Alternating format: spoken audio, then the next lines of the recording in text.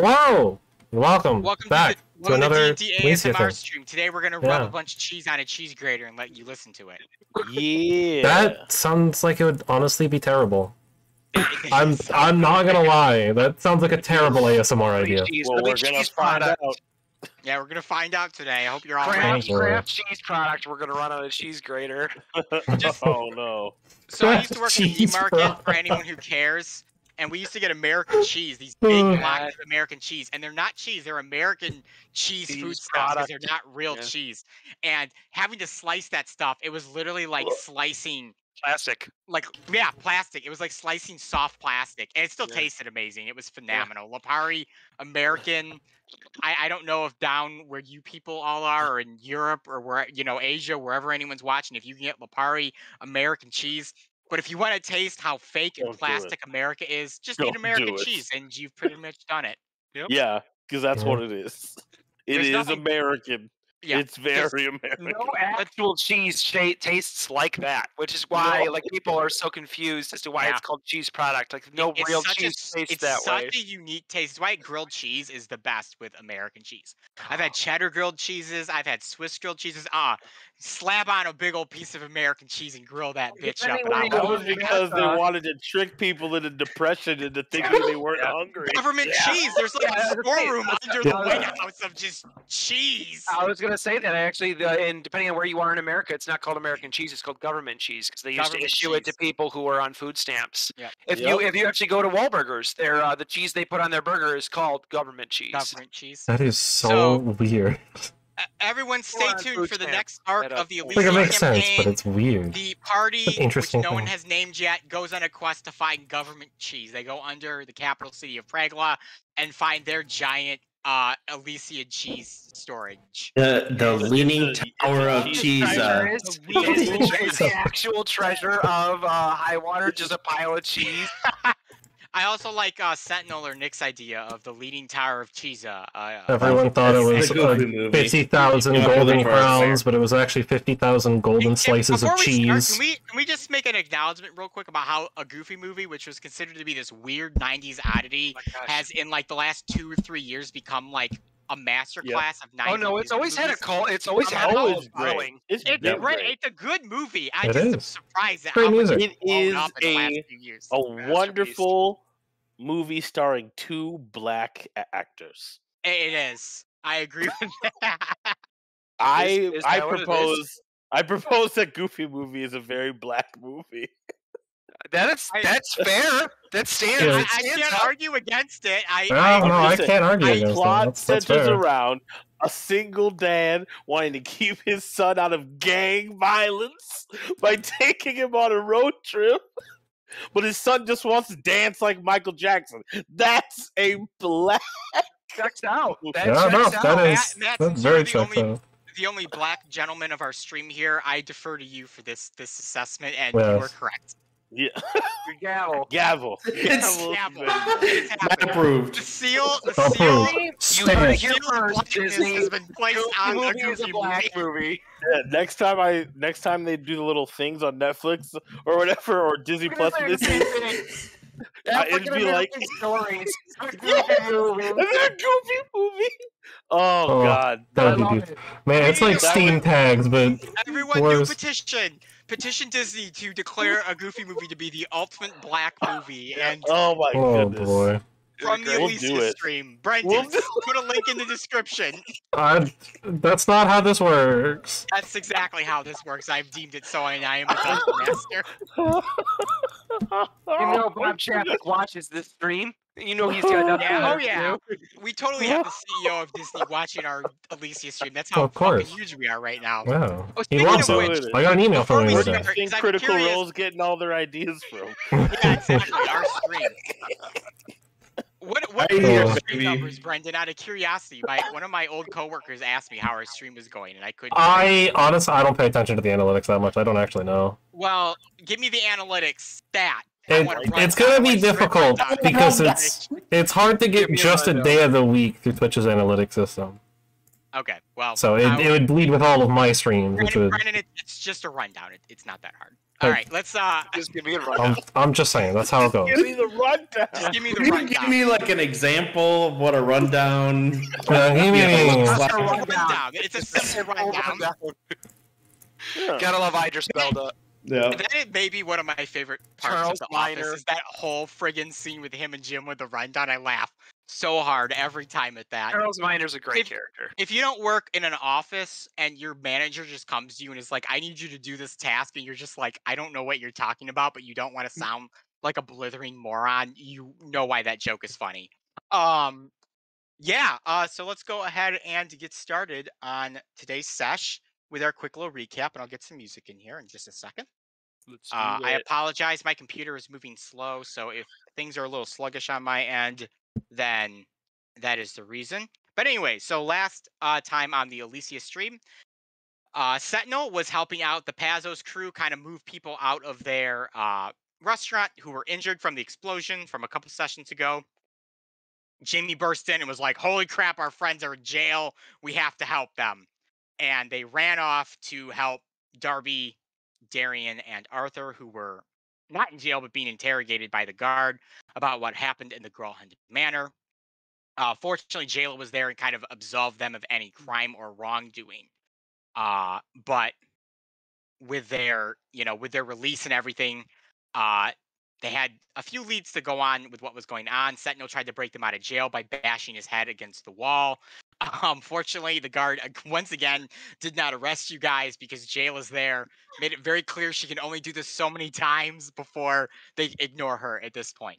So you guys went back to Pazos Pizza to kind of discuss what you had learned involving the necromancers, seemingly led by a Xanthro, and what you all were going to do about it. This kind of led you guys to splitting up with Sentinel and Jamie going back to the Temple of the Goddess to try and speak with Nim, bringing back the destroyed body of the Nimblewright that Tetra found. This is the small winged Nimblewright that Nim had lost, and you had seen fly away from the Grelhund Manor during the ensuing chaos. Well, Arthur, Darby, and Darian went back to the barracks to interrogate Lady Grelhund herself to see if they could find any more information. Going back to the Temple of the Goddess, Jamie and Sentinel ran into Joel and Marilli, who decided to join them, interested in kind of what's going on. They made it to the temple. Sentinel, Marilli, and Joel, kind of those other two unsuspecting, decided to learn how to play Guardian Follow chess while Jamie made his way back up to speak to Nim. Nim reacted his little Nimblewright friend, whose name I believe was C3. It was either C2 or C3. C37, I thought it was. C7. C37? C7. C7. Just C7. My handwriting in my notes was really bad, Yes. so my C7. Yep. C7. He was a horny little devil and believed that he was going to get it in with the lady of the Grelhund Manor. Omega down bad. Yeah, but she was kind of using him, ended up giving him the Stone of Amazia. He flew away and was shot. And the only thing he remembers is a man shot him in the Old Town District. So Jamie kind of got that information after some very interesting conversation between Nim, his buddy, and that whole situation. Went back, gathered up his friends, headed out, kind of dumped Joel Marilli back off at the restaurant and was like, bye. Everyone else, so Arthur, Darian, and Darby, went back to the barracks, talked to Lady Grelhund, where they kind of got some more ideas of how the Grelhunds were involved in everything. They originally pledged themselves to the necromancers, unaware that they were actually necromancers, and once they found out that they were led by Xanthro, the head necromancer, they opted to betray him, tried to take the Stone of Amazia for themselves to claim the treasure for themselves. You can see how well that worked for them, given the mansion attack, but Lady Grelhund wasn't able to depart much more than that, except that they had used her area as a base of operations, but at some point, that had sort of diminished, and they had opted to move their base somewhere else, but she's unaware where that is. Everyone kind of regathered, rebrought their information together. Jamie and Sentinel brought up what they found in the temple, while the other group brought up what they found from Lady Grelhund, and they decided to go and seek this person out from Old Town. Lucky for you, or maybe unlucky in a way, you caught Marilli eavesdropping or spying on you guys. And as you brought her in, she declared that she wants to help the group because Xanthro is the one who brought the Pontiff Rulish back to life that made their life a living hell several years ago, and she wishes to see him stopped or harmed in some way, shape, or form. Arthur was very adamant to Merle that she's kind of taking her own life in her hand at this, but she was very much like, I am doing this. She also informed you that the description of the man is a butcher by the name of Thrakis, who lives in Old Town. And the party now sets out as a blizzard rolls in to speak to this Thrakis. And I believe that covers anything, unless there was a detail that I missed, which my note taker would probably know.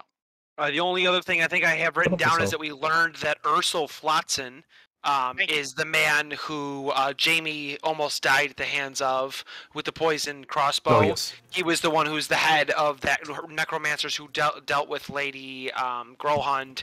He was also the one who personally hucked the fireball at the gnome and destroying part of our inn. So we kind of have a personal vendetta against Ursel Flotsam. That is why I have a party note taker. Good to know. It's okay. We also have video. We also have video. Yes, if you have not caught up on the stream, note taking is crucial to everything. Thank you. I mean, it would take us a long time to find it in the video, so. And this is your first episode. Please watch the other 20 episodes. Yes. Last week we hit our 20th episode. This is our 21st. Yes, this is 21. Wow. Yes, this is episode 21. We can drink. We've been going up, Before you know it, we're going to be at friggin' year of episodes here. Yeah. Craziness. Wow. Anyways, so Started back in kicking May. off tonight's session, you guys make your way down to Old Town from the second layer, make your way down to the first layer, around to where the Old Town is, which, even though High Water is considered 6 layers, Old Town is actually a little below the first layer in one specific section of the city. The blizzard has kicked up quite a bit since you have left the former remnants of the Zafar Inn. At this point, by the time you've made it to Old Town, there is a light dusting of snow at your feet. The coats and cold weather gear that you are wearing to kind of protect yourself is doing a fair enough job, but you can feel that bitter cold wind whipping around the walled layer of the first layer. It's quite cold. Blizzard doesn't seem to be letting up. There are quite a good size, like penny-sized snowflakes dropping down to the ground. It will not take long for High Water to be encapsulated in snow. All right, you guys are in the first layer. Okay, I was on our way, kind of continuing our conversation. Do I know if Merle? I know we did fight heist with Merle. Do I know if she has any weapons on her at all? If you take a gander at Merle, let me just double check. She does, I believe, have a staff on her. Ooh, let me just double check her actual weapons real quick. She does have a quarter staff on her, which it's a broom actually. It's a broom. And that is actually her kind of spell casting focus essentially, is this broom. Okay. Ooh, question. Yes. Before we left, I would have refilled on healer kits. Yes, I was actually just about to bring that up to you, Jamie. Oh, yeah. I realized that you were lacking on healer kits. How many would you like to buy? I think it's like 10 for a gold. I believe so. Yeah, so I'll and I don't think I can carry more than 10, so okay. I will do that. I'll spot you the gold on that too. I actually have a whole bunch. Remember, I stole from that guy. Yeah, he did literally steal a 100 gold pouch from that dude. That's right. Flotsam deserves to pay for that. Okay. Yeah, I like that idea. Yeah, he very much deserves to pay for that. Before you guys head to the or actually, I would say while you're in the first probably on the way. That is the marketing layer. You swing by and pick up a healer's kit from one of the general stores. So Jamie, you may replenish that as you make your way into Old Town. You take the steps kind of down into the slightly lower part of the first layer where you are engulfed in Old Town. To describe Old Town to you, because High Water has to be built upwards and can't expand out, many of the poor and slum-ridden live here in Old Town. And because there's not enough land to build shacks, they've had to construct shacks upon each other, which gives all of these buildings this very weird architecture to them, where you might have like a foundation but have something kind of loosely hanging off of it with these weird like poles and struts holding it in place. Nothing here seems really 100% cemented to the ground. A bad wind or a simple blow could seemingly topple the entire area down like dominoes. While Jamie is shopping, I'll kind of get Merle's attention, kind of continue the conversation that we had earlier. Kneel down and flip one of my daggers out of its sheath, and kind of I'll hold the pointy end and toss the pommel towards her. You're giving this to me? Have you ever killed anyone before, Merle? Mm-hmm. I killed a hobbling once before. Out of self-defense? Maybe. Maybe more of defense to save a friend.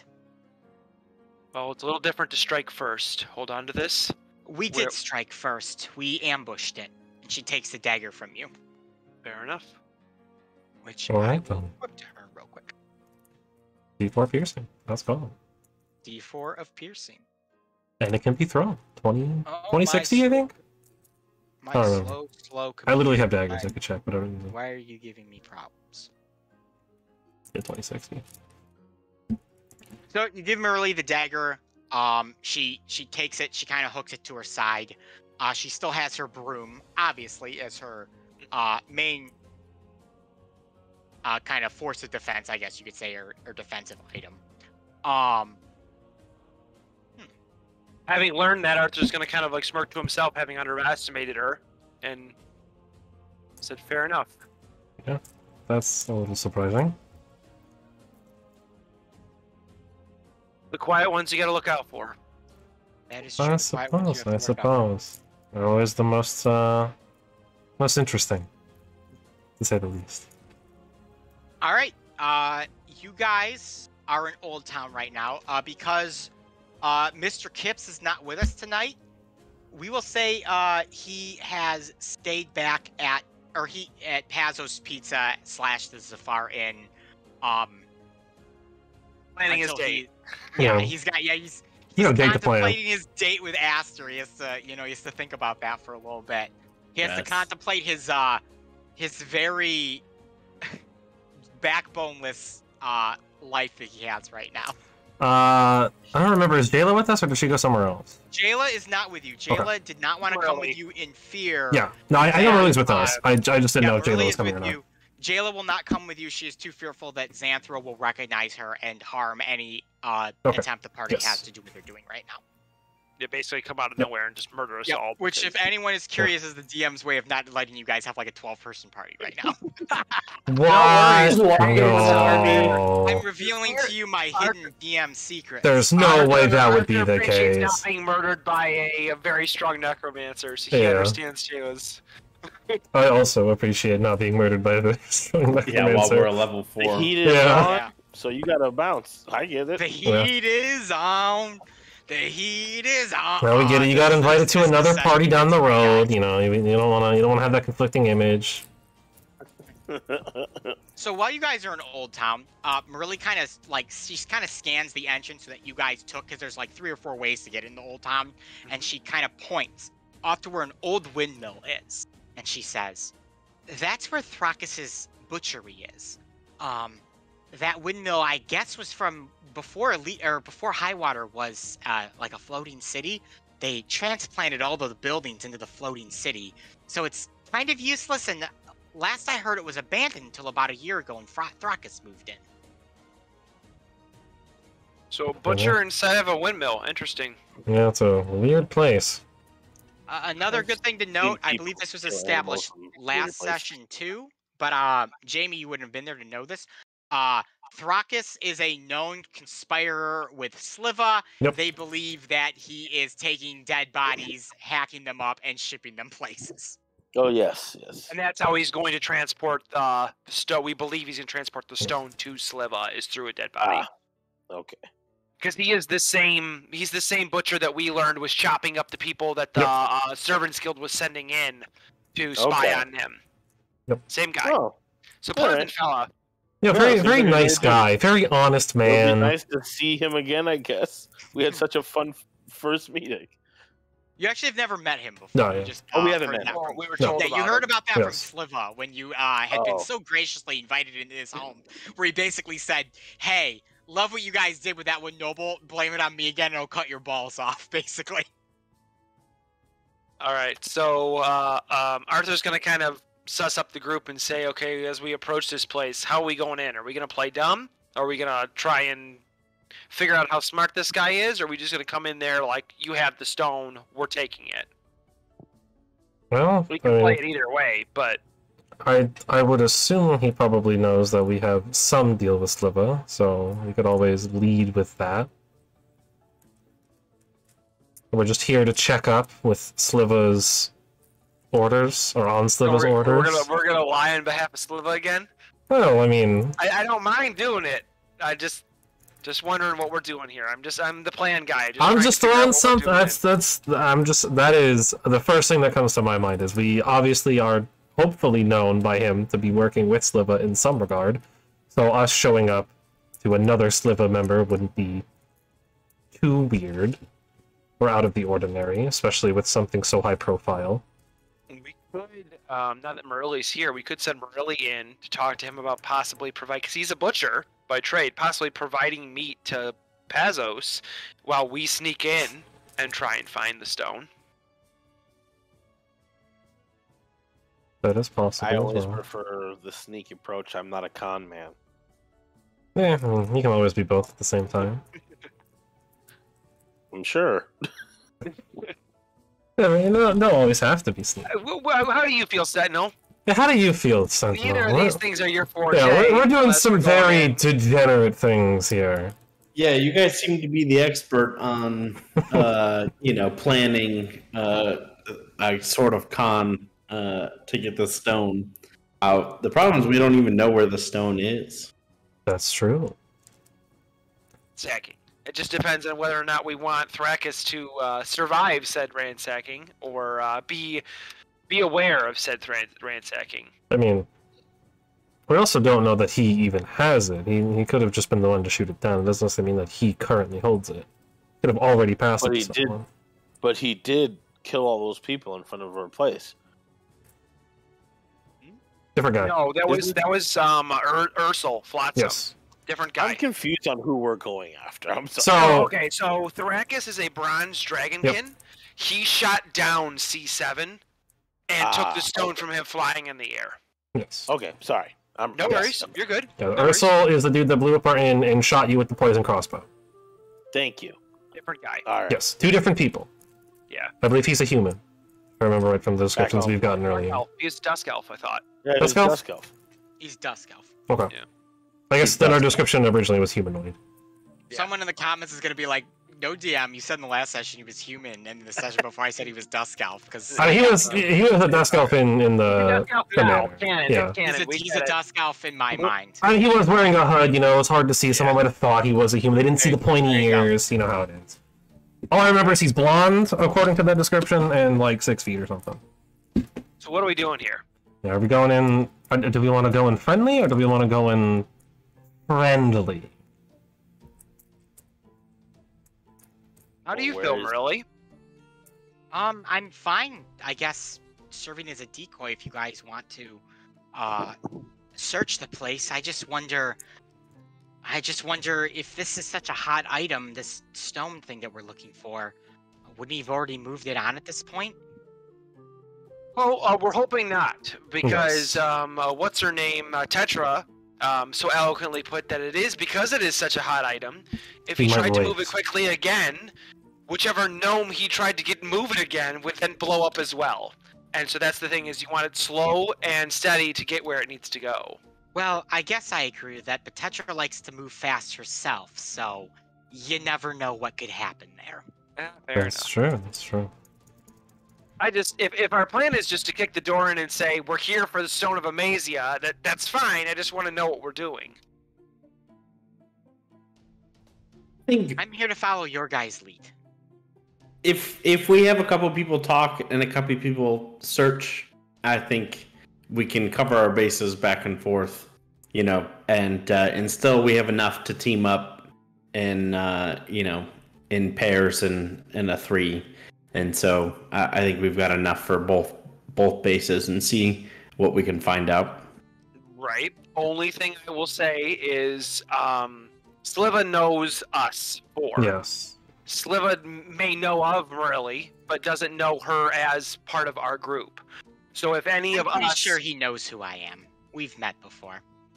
I wouldn't be shocked if Sliva knew everyone in the city, honestly. Oh, I'm just saying, if we involve ourselves with her, we could be endangering Pazos and them with us posing as helping out Sliva again when we're undermining him.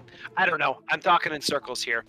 But we could have Morelli. She could search and and have one of us, more memorable faces to Sliva come and show up to the front, so we don't put Morelli in harm's way.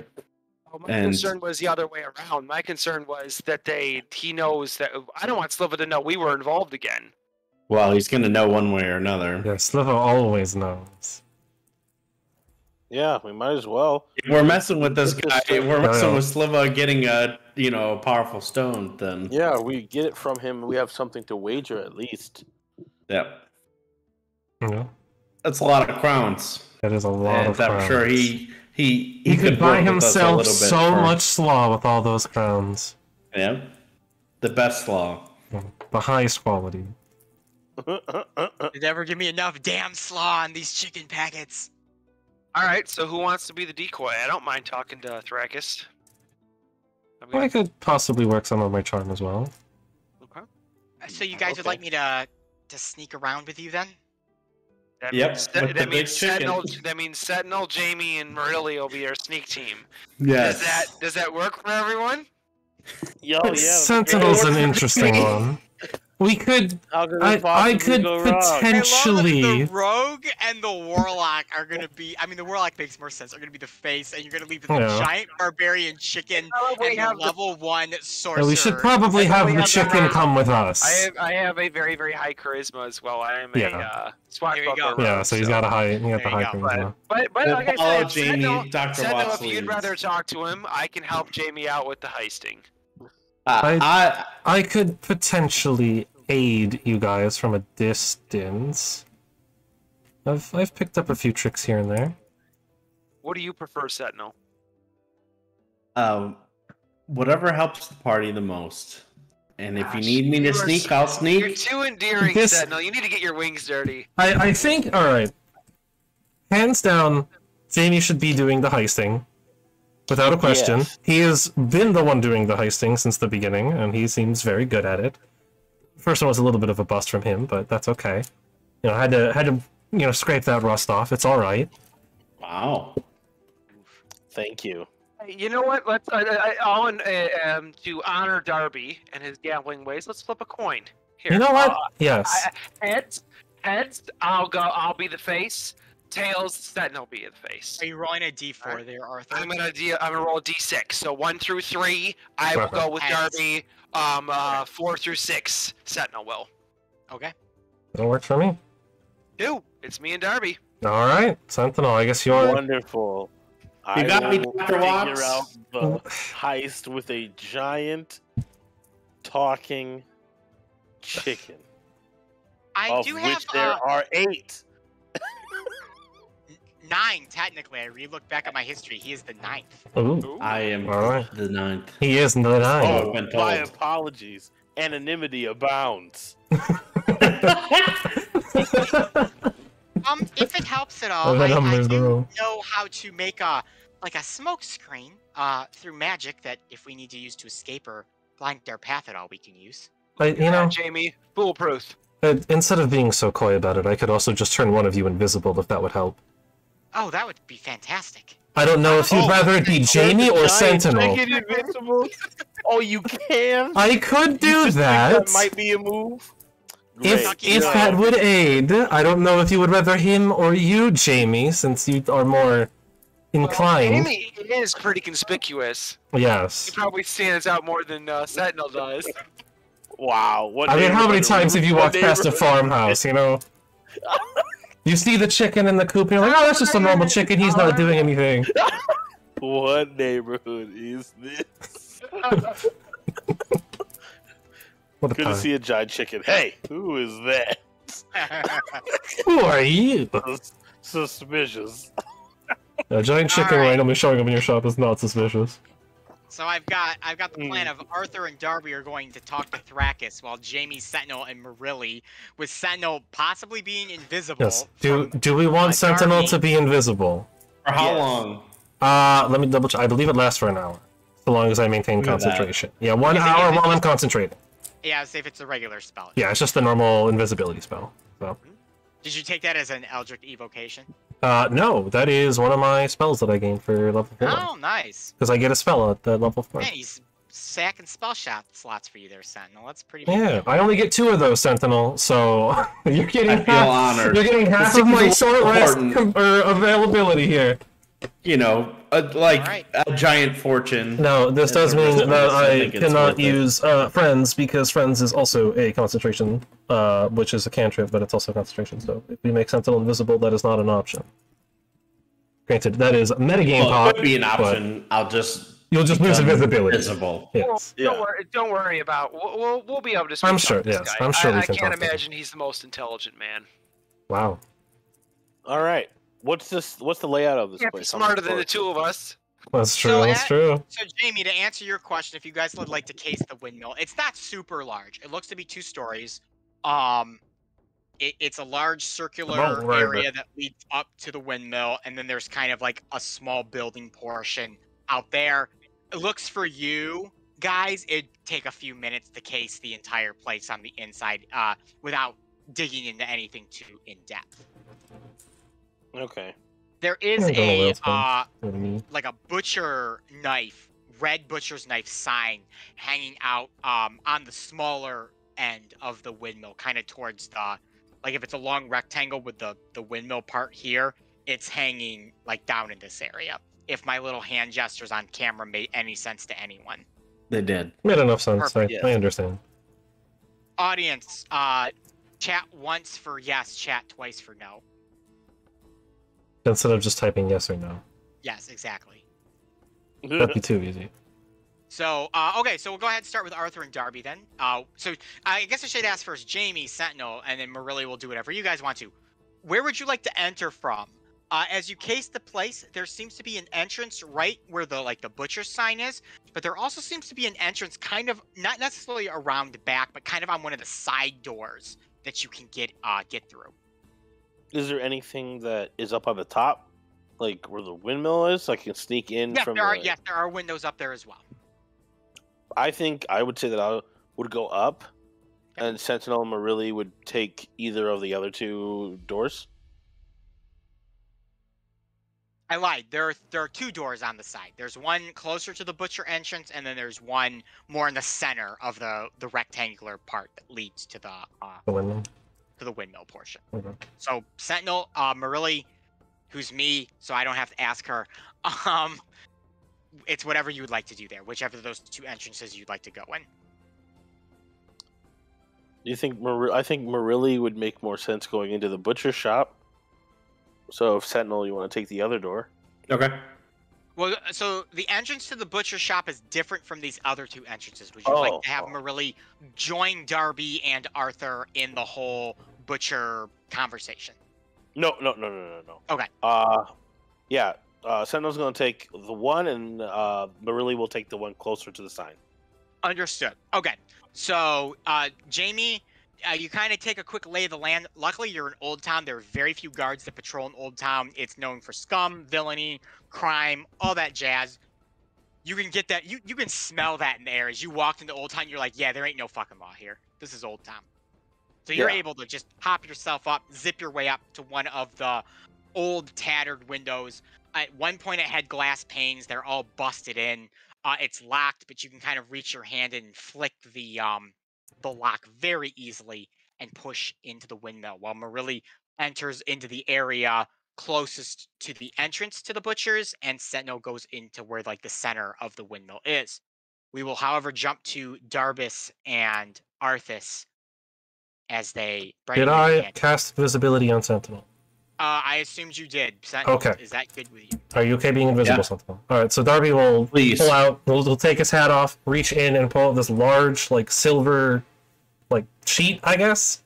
Yeah. And then just kind of start waving it in front of Sentinel, and then just flick it up, and all of a sudden Sentinel is invisible, and then he'll just throw it back in his hat and put it on. Sentinel, you are invisible. And go ta-da. Arthur will slow clap. Arthur's slow claps.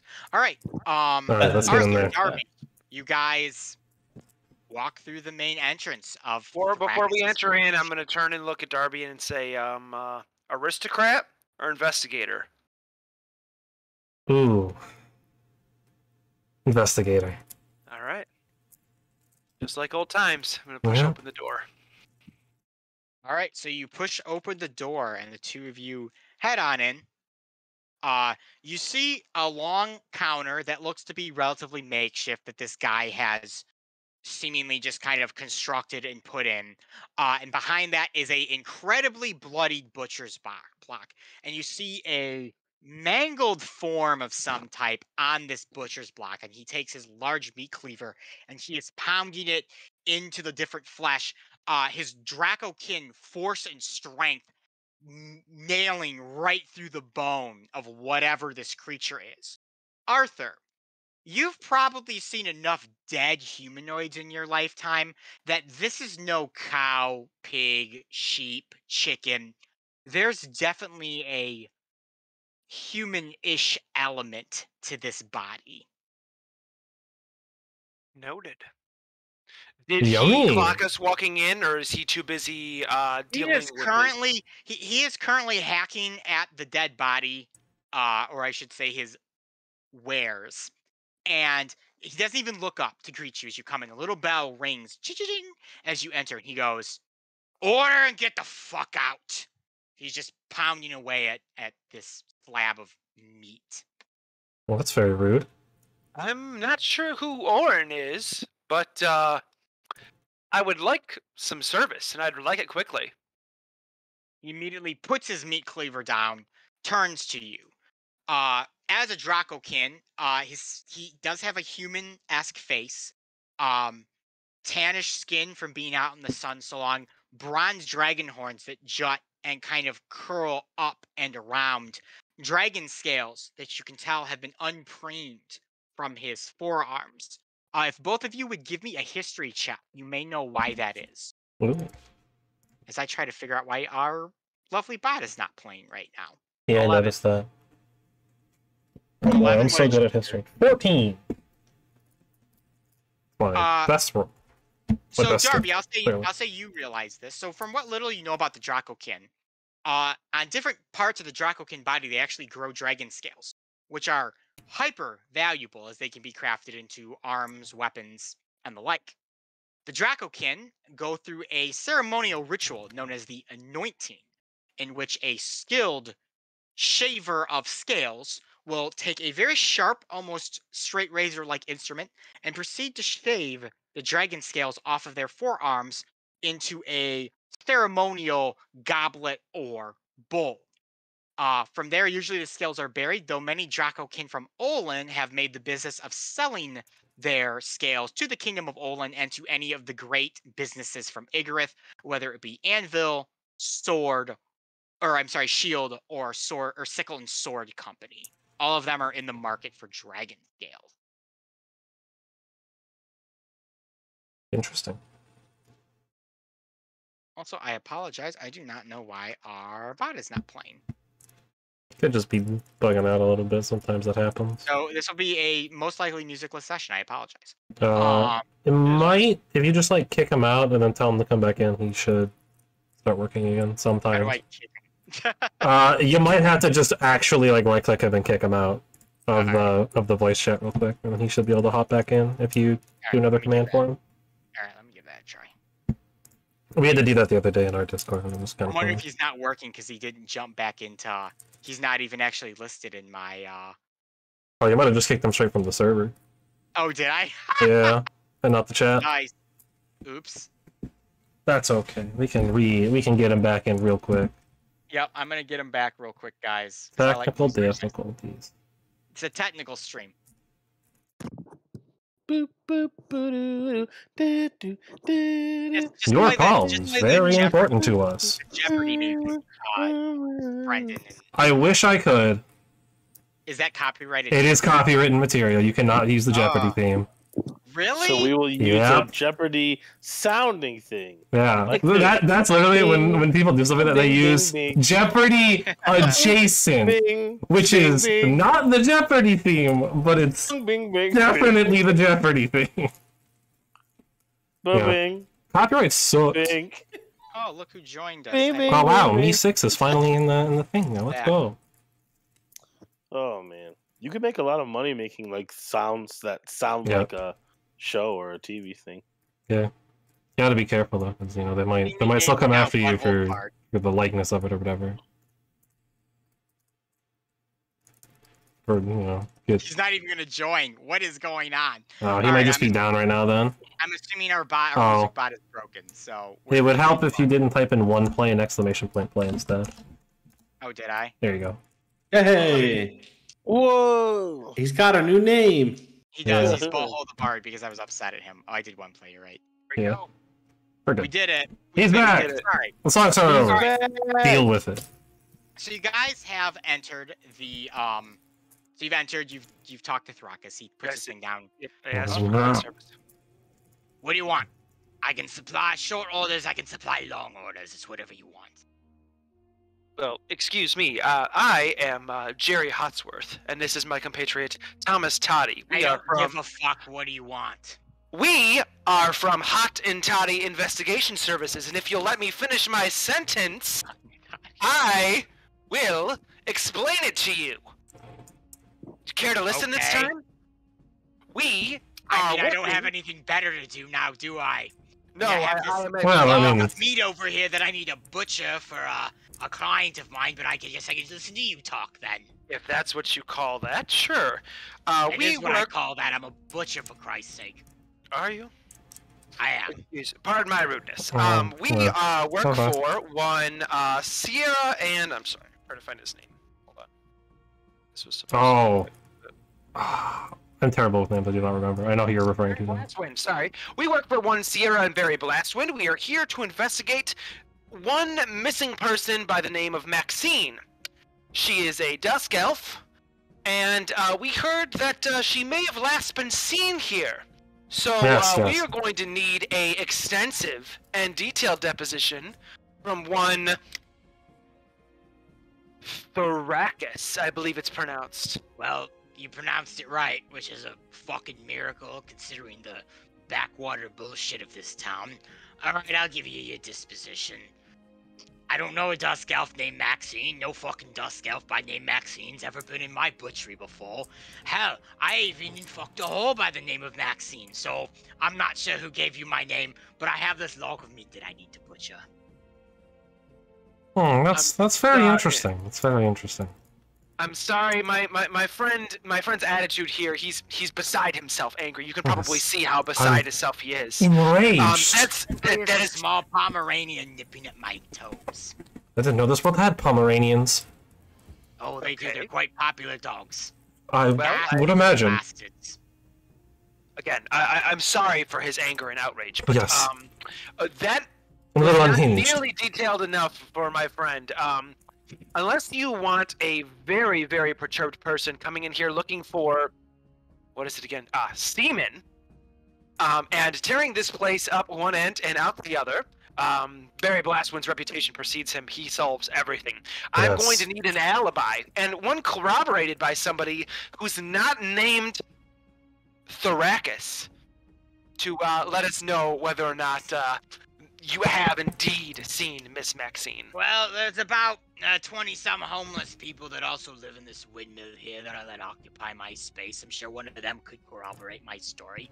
Fine, you want a glorious little, what do you call it? Story about what I've done the last couple days, weeks. What time frame? are you- Alibi. Yeah, a deposition. Deposition, alibi, anything really.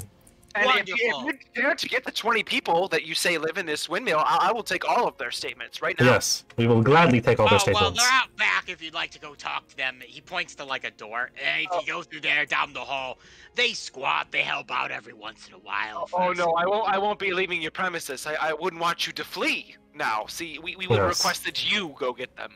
Have you? Okay.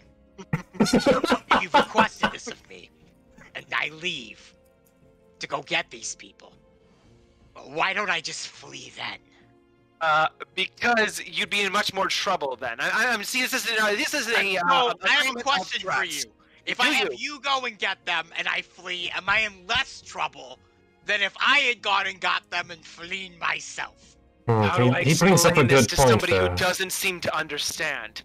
You will be in the exact same amount of trouble had you left with me going to move or you going to move. I just prefer not to move. Well, Do you see my position here? As I like to stand here. What did you say your name was, good sir, good detective? My name, Mr. Thrakus. See, I remembered yours. See how that works? This is an arrangement. I don't give a fuck who you are. That's why I'm asking again. See, again, with the rudeness. Man. What are we gonna do with this man?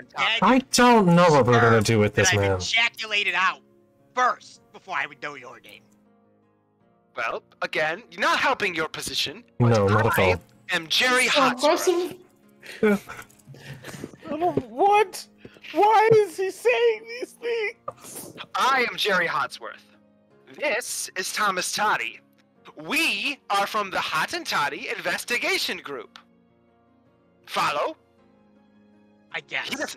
He doesn't seem to understand. I don't think he understands, Jerry. I think we need to. Maybe we should get name tags. Maybe that would help someone like him. If it helps you, I have this slab of meat here. If I don't chop the meat, it eventually will go bad, even with the cold Elysian winter right now. It will go bad. So, I'm not going to leave this giant slab of meat. I'll go ahead and give you my disposition. Why don't I start with last Tuesday? How does that sound?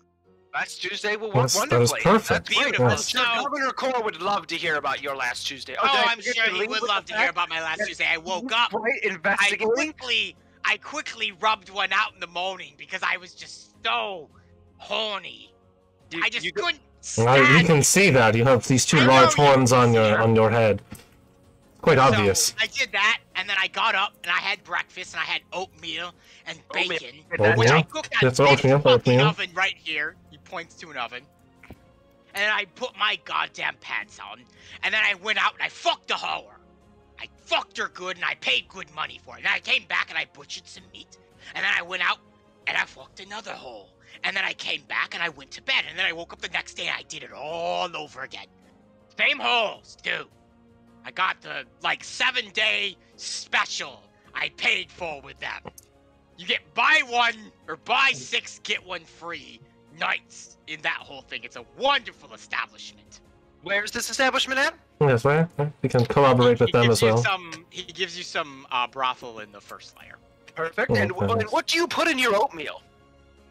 Cinnamon, apples, sometimes apricots. Oh, when they're in never tried cinnamon, have we, Jerry? Quite an expensive seasoning, I might add, for somebody on the first layer. I'm a butcher. I make good money, and I'm employed by people who pay well.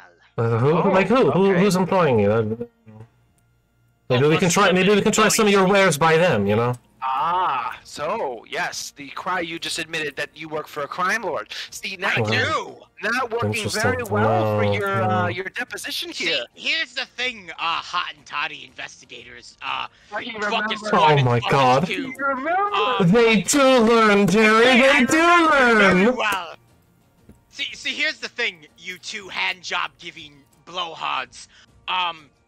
I work for Sliver, and I don't give a fuck what the guard wants or thinks, or what the governor wants or thinks, or what the champion wants or thinks, because I work for...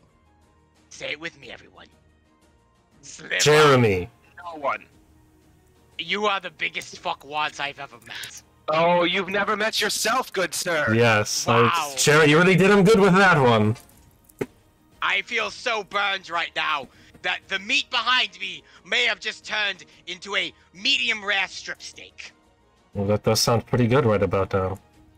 My meat is fantastic if you'd like to buy some. We're not here on business, though. Well, I mean, we are, but not that kind of No, business. you're here to waste my For our time. pleasure. Bullshit with your investigation Your thing. time, then you're He wasting did your say time. Yes, you're just, we came in being cooperative. See even one of these 20 people you said you were going to get for me to talk Yes, to. where are they? Taking my deposition first, so I haven't had a chance to go get those Sorry, people. Oh, I thought that's you were correct. done. You said you went from Tuesday and said you did the same thing every day. So I just assumed that somebody as simple as yourself, that was the deposition. But if you Correct. have That more was the details, deposition. so you were done. Yes. Okay. So then where are these 20 people that we can corroborate with? That I mean, voice is killing me. We are waiting Fine. for them. We do need corroboration. I will go get some of the 20 homeless people that I've let live in my windmill and help me with my job, so you can take a double fucking position. That's it.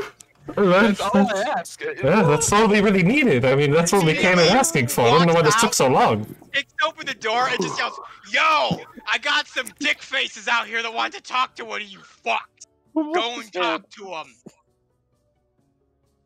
them." At this point, to He save doesn't my seem to be voice, very, hop over to very our cooperative, Jerry. Stealthy committee, who has Marilli and Sentinel have lovingly heard this entire conversation as they go to enter the windmill. That bought us like 20 minutes of Oh, time. yeah. We were good. We were good. You are welcome. Well So done. Sentinel, you're invisible. No one Very can see good. you. You kind of enter into a long hallway. There is a door in front of you, and then there is a door to the south of you, and a door to the south west of you as well, just a little further back. Jamie, you have entered in where the top of the windmill is, and there seems to be no one up here, or nothing really of sorts. It's just a bunch of like old empty containers. You can kind of see like the thing that turns the windmill, which no longer works or runs anymore due to the age of the windmill. Marilli, on the other hand, opens the door and sees 5 homeless people just chilling in the windmill, and they just look over and see this half-elf just pop in, and she's just like, I thought this was the bathroom? And she immediately just shuts the door and scurries around to the front of the windmill. Nice. So Sentinel, you are invisible, kind of in this long hallway. I'll go to the south door. All right, so you go to the south door, and as you begin going to the south door, Sentinel, the door opens, and a Dracokin comes walking out and proceeds to say, "Yo, I got these fuckwads out here," whatever I said a couple minutes ago. Someone go talk to them. But he does not see you because you're a giant invisible chicken, but he is walking right towards you and will bump into you. I will back up. So I will like walk backwards so that I can watch him so that he doesn't bump into me. All right, so Sentinel, you slowly walk backwards. Thrakis kind of makes his way to that door that was right across from you when you enter. He throws it open. He says, "Hey, someone go talk to these guys. I have meat to butcher, and I don't have time to deal with this shit. I don't even know what's going on in this city anymore. I get paid by Sliver, to live a good, meager life as a butcher, and now I've got these strange folks coming in and just ruining everything, and all I want to do is drink and bang bitches and eat meat, and I've got, Holmes and Watson, the Will Ferrell version, coming in and just ruining my life right now." Good old Will Ferrell Sherlock. John C. Reilly, I'm sorry, I couldn't think of the other actor. So a couple of the homeless people Sentinel, you see like 3 of them like get up, they come out, and they begin making their way. Thrakis is leading them, just lamenting about his life right now. If you look behind you too, you actually see a slightly more open room with stairs that wind up to the top of the windmill. Okay. Are there any more doors on this level? There is, in the room with the stairs, there is one more door that you can see. That's kind of, so as the stairs wind their way up, it's like tucked into the wall where the stairs are. So it's like under the stairs. Okay, I'll check out. the All right, Harry Potter you go door. into that room again. Just a bunch of old storage. Looks like there's some dry ice in here. It seems to be used as a freezer. But there doesn't seem to be any product or anything at this point. Okay. The room. Did I get a good look at the room where all the people were in? No, you didn't. You kind of just peered in. You saw people in there. Okay. I'll open up that door and see if there's some more people in there or not. The door flings open. Sentinel, you peer in. You see 4 more homeless people who are all staring at the open door that just flung open randomly at them in utter shock and amazement because this door opened on its own. And one of them just goes, "By the goddess, this place is haunted." I just make like a wind noise. I just blow. And then I back away and... What was that? Well, I think it was the wind. Have you ever heard wind that sounds that way? It was positively whistly. Well, I mean, the wind can kind of make some weird noises here in high water. That was no wind. That sounded like a giant sentient chicken blowing into the open room with his large bellowing lungs and making a whistling sound to mimic the wind because he's currently invisible and he's stalking this inn looking for a magical stone. Dude, you need to lay off the heroin. That's what I'm thinking. And then He doesn't know how right he is. They're both right. He does Yes, need to lay off the he heroin. does need to stop doing the heroin. It's going to ruin his life. Peer into the meta of the. He's done way too many drugs. It's like the guy Oh. from The Good Place who's like got high that one time and just like figured out the whole mystery of the universe. Oh, And was yeah. like, this guy was right. He was 96% right. Yeah. He was the closest anyone's ever Never gotten. Okay, so no, you back your way out. Do you shut the door or do you just back up? I just back up, just Okay. leave it to the wind. All right, you've left it to the wind with your effective wind sounds. Jamie, you've entered this kind of storage room. Will bump to you. There is a door, 2 doors in front of you. There is one to your west and then one to the north of you. North. So you open up the door to the north. You can kind of see more of the inner workings of the the windmill, with all of like the mechanics that will spin the blades, and as well as the stairs that lead down. Okay, I'm gonna check the other doors before I go. All right, so you head back in. You check the other door. As you open the other door, despite the wintry Vanatarian Peninsula months, all the snow, all the ice, all the cold, you are met with a horridly putrid stench, one that nearly knocks you on your butt, because you have found a collection of badly mangled corpses stacked upon each other like slabs of meat. Some of them have already been skinned and slightly processed. Yum. Cool. Good to know. All right, so then no one's, but there's nothing else in here. Nothing else. I mean, do you want to take a quick look around here? Because you've just stepped in and seen all the bodies. Yeah, I guess a quick check, see if there's anything of value. So, Jamie, you do a quick check. Some of the bodies are still clothed and stuff. You kind of rustle around their pockets. You check for any secret nooks or crannies. Don't find anything like that. You find maybe 3 silver pieces amongst the dead. It looks like they've mostly been picked clean, but you've got 3 silver pieces. Other than that, there's not much of note here. This is why you always check the pockets. Holy damn. Yeah, well, anyway, yeah, I think that's it then. Out where like the mechanics were and the stairs, there was one more door to the east of you. Oh, I'll check that one out. I'll stealthily open it. Okay, so Jamie, you kind of go out. Give me a stealth roll. Let's see what we got here. We're looking at ooh, that's a nat 20 for a 25. Damn, nice. Nice. So, Jamie, you are like Sentinel's wind, only much more effective because a homeless man can't magically figure out what's going on. You stealthily make your way over to the door and you crack it open slowly. See that it is empty. and see that it is sort of like a makeshift bedroom. There's kind of a hammock that hangs between two poles, and not really any furniture of note, but there's some just like containers and stuff that just contain things. I would check. All right, so you begin rifling through the stuff. You find a lot of butchery orders from a B, just titled B period, that seemingly is ordering. As you rifle through, you notice that they are not only supplying meat, but they are also ordering meat, seemingly from the same supply. And things are given very roundabout term, like cattle or livestock. Nothing specific, not like 3 cows processed here, 2 sheep. It's just livestock. 7. To be processed this day. And then on another form, you'll notice livestock. 7. Picked up. And it'll list like the cuts. And they're like chuck roast, spare ribs. They're actual like cuts of meat. But you're kind of getting the inkling that maybe not cow. You do find something as you rifle through this stuff that's even more important.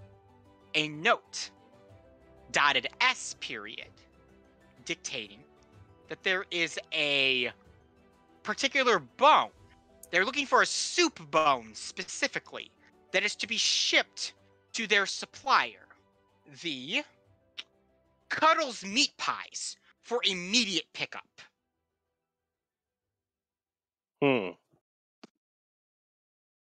Okay, well, I'm gonna assume that might be code. Is that like thieves can't? Would I be able to like pick up on what that might mean? It is written in Vanatarian, the Vanatarian language. It does have a distinctly different handwriting than the one signed by B, though. Okay, well, I'll take that one with me. Okay. And put everything else back where I found it. Okay. And then I'd make my way back to the very first door I went into and try to make my way down. Jamie, your way back down. So Jamie, you make your way out. Again, no one up in this upper layer. Out the window, shimmy down. No guard to really see you. You are out on the snow-covered ground. All in all, probably around 20 minutes of exploration time there for you. You will note, though, that the snow is making a good solid layer here on the ground. Eyewater is definitely in a blizzard. Sentinel, we'll jump back to you real quick. Oh, you also meet up with Marilli, who's just kind of like shivering like in the thing, and she's just like, it didn't really work out for me. I'm sorry about that, Marilli. Yeah. No, you're not there yet. You're still inside. Oh. Yeah, you've just backed away from the all the peoples. I'm gonna say B&E doesn't come naturally to good people. So what would you like to do, Sen? You're still inside this place. Okay, but is the same stairwell that Jamie came down? Is that the same one that? You wouldn't know that, but just for the sake of the game, yes, it's the same stairwell up to that second layer. So what I'm saying is, would I see him coming down to the first floor? He didn't come down the stairs. He made his way back to the room, went out the window, and shimmied Gotcha. So yeah, so then I would have head upstairs to the... All right. So just like Jamie, you make your way upstairs. I'll say that just as Jamie is like shuffling his way to get out, you're making your way up, so you just missed him. You're in this room with all this mechanical stuff to make this windmill move.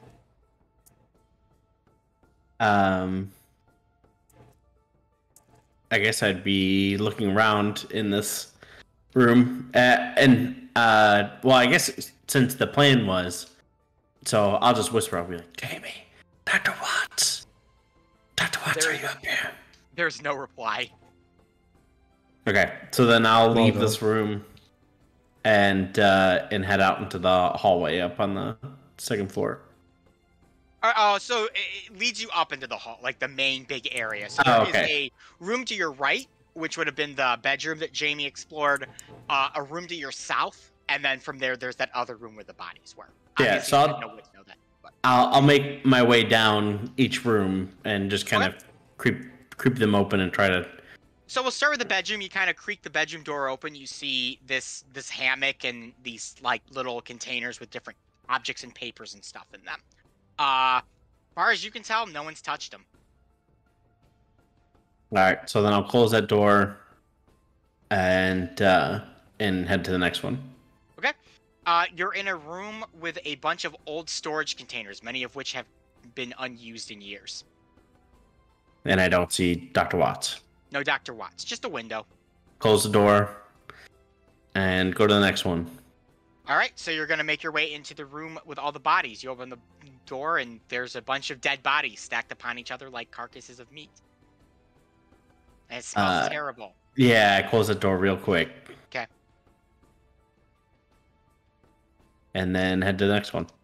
That is it. Those are the only doors here. Okay, so I don't know where Dr. Watts is. Nope. Okay. Is there a window that I could try to look out? There is the window. So if you kind of go up to the window, this would be the same window that Jamie went out of. You can actually kind of see him shuffling away from the windmill, maybe down the alley where Marily is waiting. You just catch a very faint, like brush of his cloak as he disappears down this alley. Okay. But I recognize him, not just like as a... Yeah, I would say you know each other well enough that you kind of know that it's his coat. Okay. I'll go out the window, kind of flutter my way down. You are too large to fit through the window. Dang, that would have been great. So then I'm going to make my way back down the stairs if I can't fit. So you make your way down the stairs. Are you going to go out the way that you came in? Yeah. So Sentinel, you make your way outside, and you're back out. You can regroup with Marily and Jamie if you would like. Okay. You are currently invisible, so no, they you're don't still see invisible. you really coming unless you don't make yourself known. I mean, unless you're... Actually, the door that the guy came through. Yeah.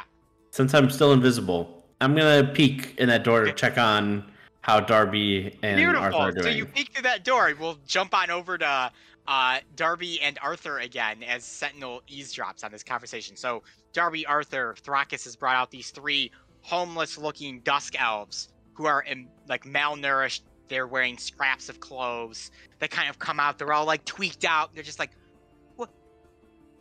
what do you want?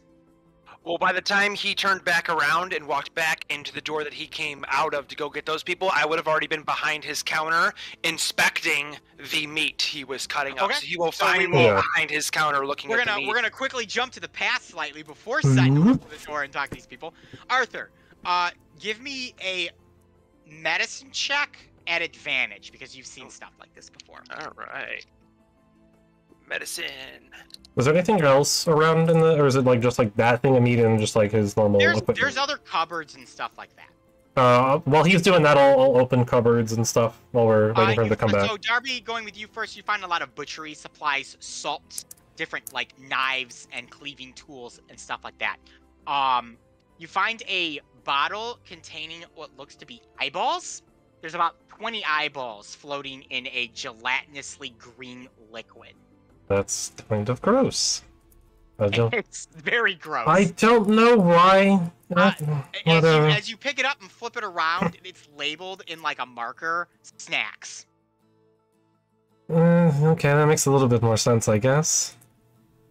Arthur. And there's one of the two things, is either trophies or snacks. Yeah, that's fair. Arthur, what did you roll? A 19. Ooh. So Arthur, you kind of begin to inspect the body, and it takes you no time at all to realize that this is a humanoid, hands down.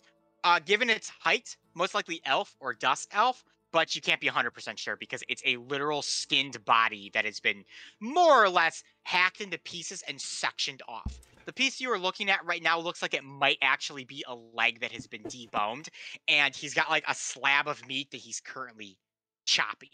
Okay. Anything else for you guys? No, I am going to, now that I know what it is, I am going to be, ridiculous, over the toply, going, over the top of it, and kind of posing myself as if I was, being an idiot examining this that he perceives me as, kind of going with the facade. So when he walks in, you're still behind the counter. I am all up in his stuff. So Thrakus immediately But I'm still holding the jar He draws out his cleaver and he goes, "Get away from that!" Oh, I'm sorry. I'll put down the You're jar. under investigation. These grounds are forfeit as far as I'm concerned. I'd like to see a Thank you. warrant, please, to go this far. A warrant. You see, when we come by as a courtesy, the warrant will be coming with how I say this, several guards. And as you were so forthcoming in saying that you work for Sliva, I think it'd be more inconvenient for you than inconvenient for us Yes, to have very that inconvenient. situation happen for you. A very nice cut here, by the way. Was this left or right leg?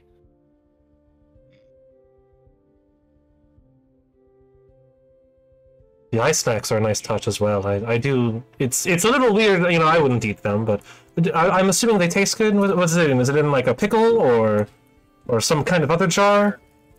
Darby, he attacks you guys. Ah. One sec, I have to set this encounter up. I did not anticipate this happening. Oh, this is fun. I have to actually get the... Oh, I don't even... Well, we did it. We angered the dragon man. Literally just pointed out and then threatened him to be arrested. This man was more inconvenient for him to have us get a warrant. Okay. along with This might be a more doable guards for you guys. Alright, you're probably gonna see a large... Stick around. You guys are probably gonna see the layout of this windmill here, but I don't really care for this battle. So you guys That's are in the... fine. Can you guys see that? It Or is is it all black dark out? All black. currently. All black. I will reveal it then. I couldn't I remember. will swap it over as well. There you go, people. There we go. Boom. That's what you see. Aha! It's a pretty loose map. All right, so I need initiative rolls from Darby and from Thrakis here. And Sentinel. And Arthur, you mean? Sentinel is not there yet. I'm gonna say it's gonna take Sentinel 2 rounds to get to you guys. get to the door. Yeah, let's still. Ooh, let's go. Initiative tracker. Yeah, there's no trap. Oh yeah, I have to bring that up. Thank you. Let's go. Let me just re-add everyone here. Oh, okay. Yeah, look at that, Okay, man. right, add yourself.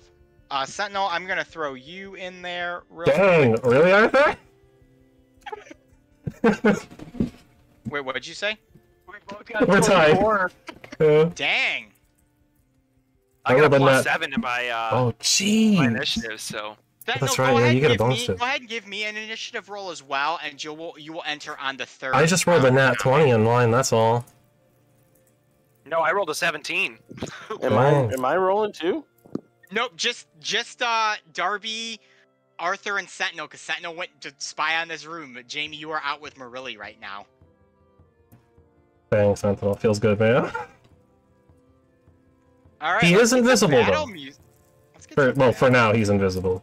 Yeah, we'll see Yeah, if but I that stay might change invisible. as you go to peer open the door. We'll see how my concentration holds up. Also, Yeah. I will say that the homeless people that joined Thrakis immediately retreated back Yeah. to the I figured. Yeah, I figured they didn't want to be a part of it. yeah, they ran away. They were like fuck this. All right. Oh, I'm so allow us to Who do has this. the higher dexterity between Arthur and Darby? I'm assuming Arthur. Yeah, I got an 18. Arthur, you go first then. Alright, so before I go all sorts of craziness on this, I'm still in the guise of Jerry Hotsworth. So I'm gonna say, my word! Such aggression! There's no need for this anger. Thomas? Are we going to leave, or are we going to show this gentleman the good one too? Well, I mean, he is coming after us. We could give him a little bit of a dolly whap, if you will. Alright, I'm sorry, Thrakis. You heard Thomas. And I'm gonna pull out both my scimitars and move forward one for a attack. And you will have sneak attack because he is on his own if you hit him. Alright, that Also, is I'm an there. 18 to hit. That an 18 will hit Thrakis. Yeah, baby. It's 1, 2, 3. Alright. Come on. Ooh. Alright. Well, 17. 17 plus 5 is 23 for the first strike. All right, so you slash into him with a hard 23. And you're attacking with your offhand, I'm assuming. Yes, for my bonus action, I'm going to attack with my other scimitar. Okay. That is a 24 to hit. Dang. Also hits. And that's going to be 4 damage. All right, he will take 4 damage. He is still on his feet. Hurt, but not down for the count. Anything else for you, Arthur? As I slide past, I'm going to describe my attacks. I'll hit one hamstring with the first attack, and then slide my other sword, a scimitar, against his other leg. And as I'm doing that, I'm going to twirl around and go 5, 10, 15, and move to the corner here. Okay. No opportunity of attack to your Rackus Audacity, I believe that's ability. Correct. Yep, that is the name. And Darby, you're next. Ooh. Yeah, bad layout for you here, Darby. A little bit. It's okay. It's okay. I have some tricks up my sleeve from the level. It's more so just because invisibility is concentration. So I'm like, there's some things I can't cast right now. Sentinel as a quick redux or retcon here. As you're making your way to the door, you can hear fighting, which means I will say you're hurrying up to get there, which means you will appear in round 2 of combat. Cool. Okay. Nice.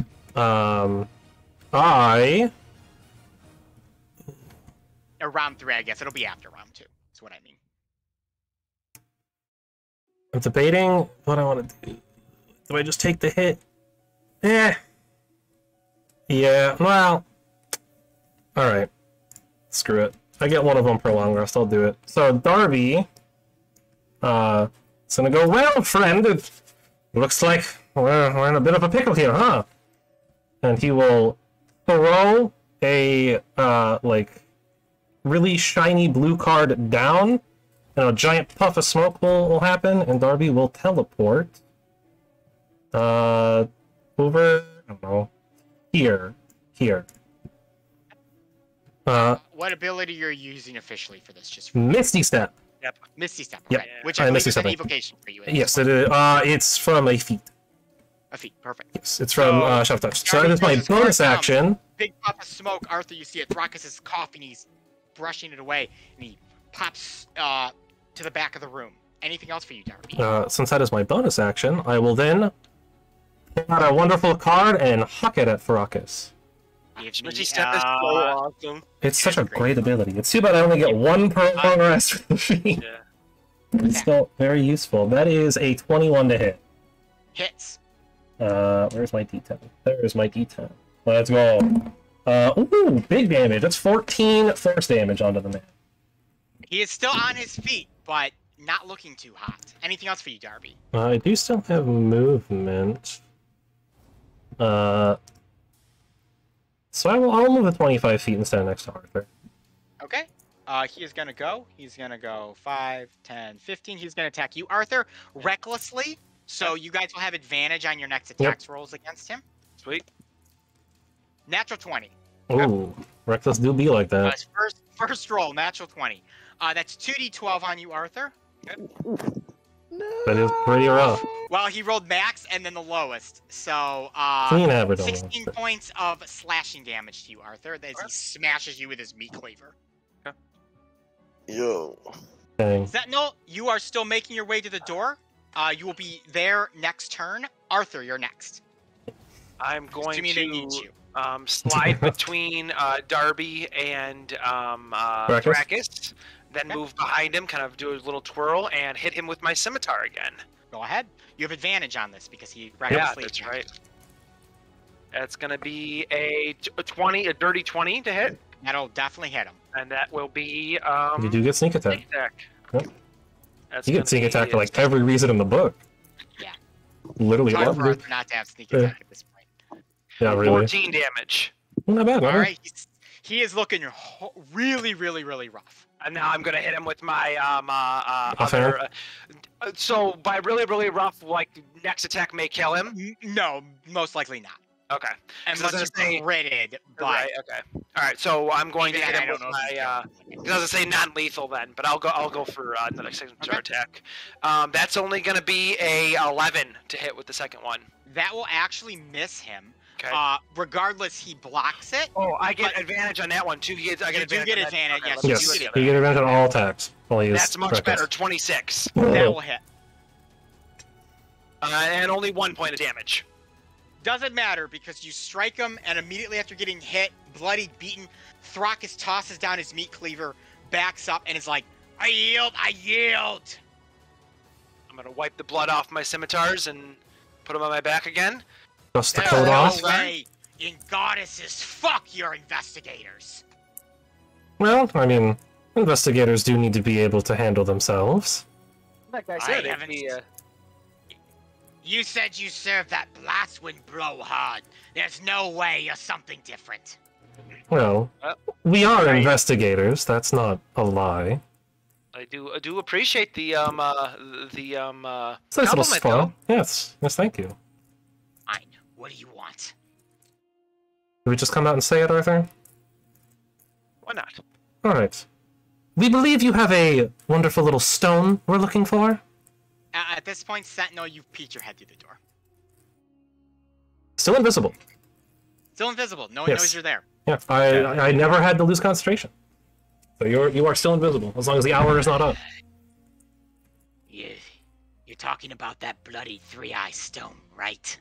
Of course. Yeah. Crammed it inside some meat pies.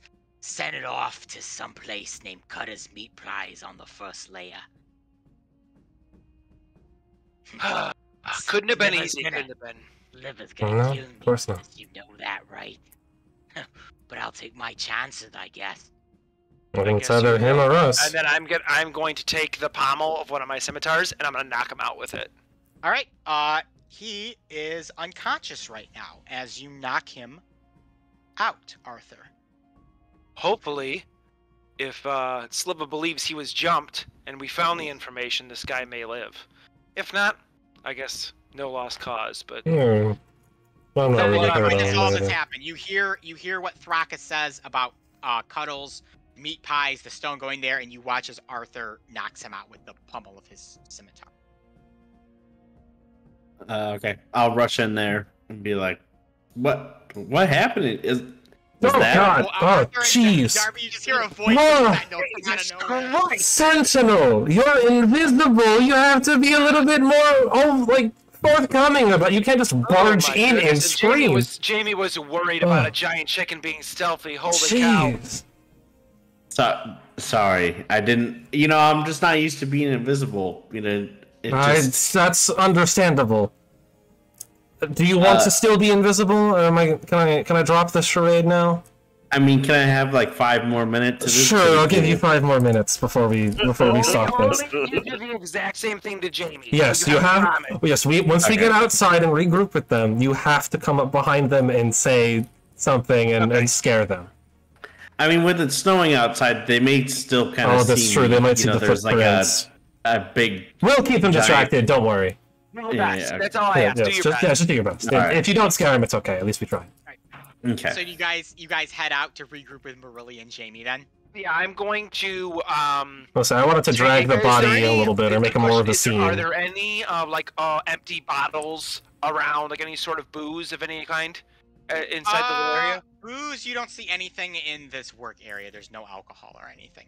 Dang it. Okay, well, it's not worth wasting one of mine. So I guess I was gonna prop him up like he'd been knocked out from drinking too much. But Oh. I'm gonna set like something on his head, make it look like he passed out. I will say, Arthur, he has a lot of outward injuries. It might be hard to... Yeah, it might be easier to make it seem like a fight happened, but necessarily wasn't.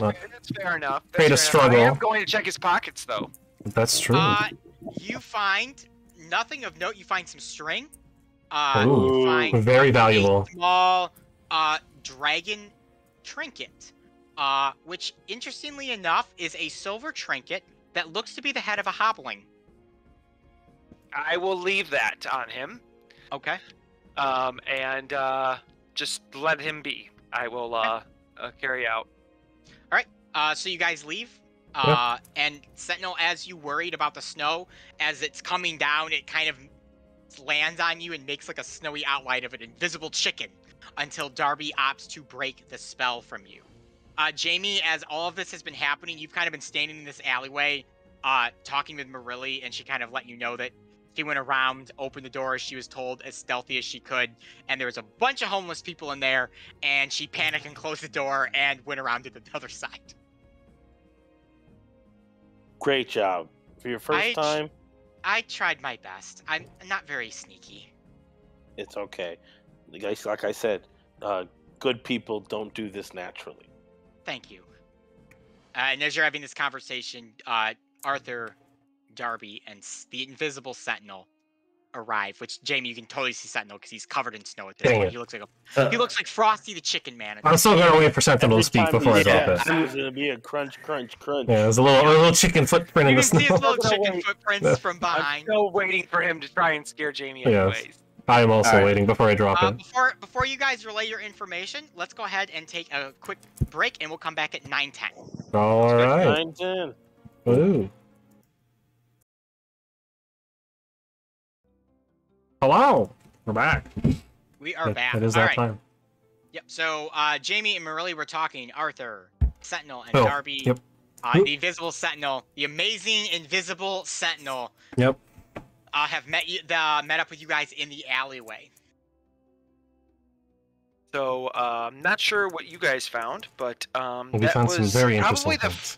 the first time in history our investigator boy actually led to violence there. Darby, that was pretty interesting. Yeah, only people will Didn't just get expect that guy annoyed. to react that way.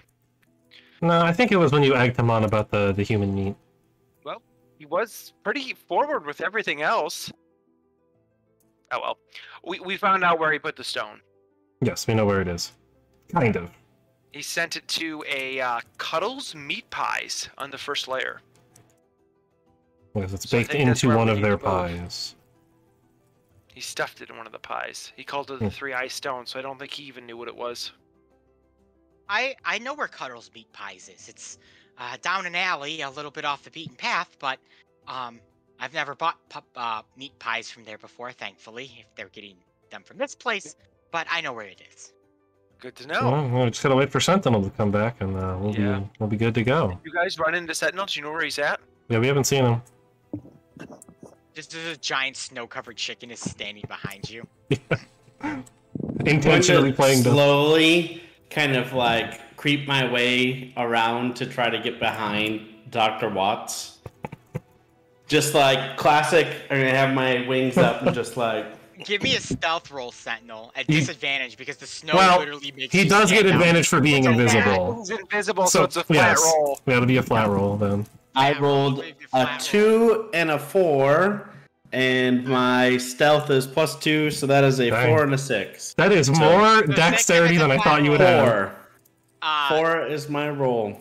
All right, so Jamie, you see this snow-covered bird trying to step around to the back of you. You just kind of you literally lock eyes with Sentinel as he's just like, don't be suspicious, don't be suspicious, don't be that kind of thing. Mm-hmm. You have seen Sentinel? Well, you have? I'm not even gonna respond. I'm Oh. literally just gonna want this whole thing is gonna play out. I mean, we didn't see him. I don't know. I Sentinel, thought you guys are did. now behind Dr. Watts, Okay. and Marilla's just looking at you, just kind of like, what are you doing? Sentinel like brings out his wings like as big as he can, like waves them out, and then he's just gonna go, "Woo, Dr. Watts!" How do you react, Dr. Watts? I'm going to let this moment linger for everyone involved. There's an This is- awkward this is good. silence. Woo, be scared. It was a valiant try, Sentinel. I always try to say that. That's alright. And then I'll just drop invisibility. Oh, Diablo, coming from the great beyond. Oh, fear me. Alright. Are you good, Sentinel? Can I drop it now? Can I drop the You're invisibility? El Pueblo Diablo Sentinel. You probably are the most adorable demon chicken I've ever met. Oh, Yeah. Is everybody Serious. good? Fear Was that me. what everyone Your needed? life is in danger. Yes, Wait, yes, needed I that? did. Yeah, okay, This alright, is what we alright. asked of him. Yeah. After what I just went through, after Yeah. the conversation I just had with Thrakis, yes, I Yeah. needed that. Thank you. All right. Well, I'm glad I could be of help. Alright. Well, Darby, I don't think it worked. no, I don't think it did either. I think Jamie can see invisible people. Am I invisible Down still? the effort. You are still invisible. I can drop it though at this point, All right. and then I'll stop concentrating on invisibility. And It'll just behind appear. the Sentinel. tangible Since form when of were you Sentinel. here? The It's tangible me, form of Sentinel Sentinel. pops in, covered in snow. Well done. Yeah, you did a good job, honey. You did your best. You know, make sure. Don't be afraid. I'm not really El Pollo Diablo. It's Oh, I wasn't me, sure. You know. Yeah, it was very convincing. Now that we have that cleared up, Yeah. really, would you care to lead us to Cuddles? Yeah, I can do that. It's not too far from here. What a great name. Cuddles. Cuddles meat pies. All right, so she takes you out of Old Town and back into the general third layer, over into the market squares. You guys kind of make your way down a bit of an alley off the path, and you... Logan, I want some Cuddles. It is not, unfortunately. Oh. Dang. So this alley is a decent size, but it's got a lot of little offshoots to even smaller, like, alleyways. And Merle kind of points down a really narrow passageway. For you, Sentinel, you're kind of like having to squish in a little bit to, like, waddle your way through this path. And she goes, it's right down here, I think. All right. I guess I will lead the way. I don't think trying any ploys this time is going to be smart. Now that Thrakus is out cold, I think we just need to move. Yeah. All right. We gotta just go and get it. So Arthur, with you taking the lead, you guys swiftly make your way down this little alleyway, and you see an old beaten sign that says Cuddles on it, but it's spelt wrong. It's spelled Cutdles instead of Cuttles, as would be expected from the last name of Cuddles. But the people here are not the most literate of people, so it is spelled more incorrectly than correctly. Fair enough. So yeah, I guess I'll just walk in the front door.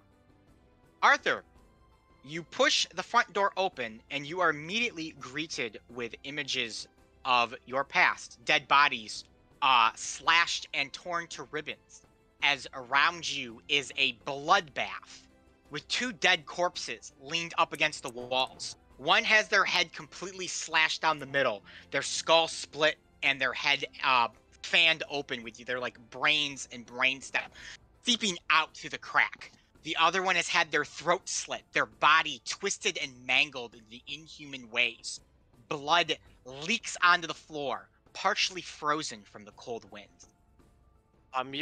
Anybody who's behind Arthur is gonna see him kind of do the getting your sea legs stagger, kind of like put his arm out, and kind of like try to regain his composure for a second. The moment you open the door, a horrid smell of blood wafts to everyone behind you. I'm gonna turn around and walk out for a second. All right, so Arthur, you make your way. Kind of the alley like snakes up like one of those like Tetris blocks that does like that number. So you kind of make your way up, and you just put your hand on one of the other like buildings, and you just are catching your breath. Yeah. Anything else? Do you heavy breathing, heaving, anything like that, or just breathing? No, I'm not gonna hurl. I'm just gonna try to like get my head back to where I need to be. I've seen dead people before. I've killed people before. This isn't anything different. Don't lose like total composure. Try to keep it together. Who is behind Arthur? I'll be behind Arthur. If no one volunteers, I'll take Arthur, well, you can kind of see over Arthur anyways due to your height, but definitely after Arthur walks away, you get a front row view to this disgusting carnage that has happened in Cuddles meat pies.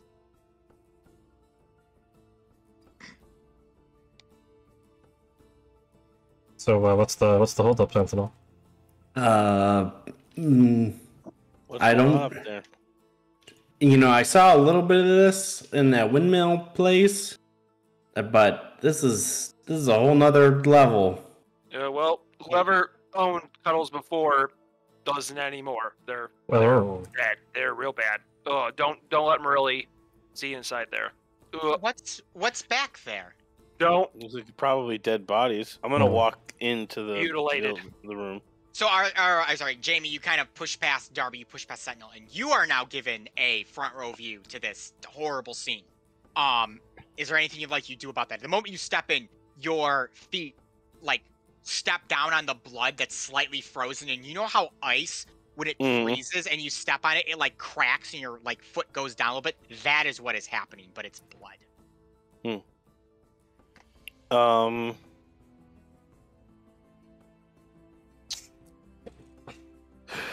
There is a door behind. There's like a counter, which is also just.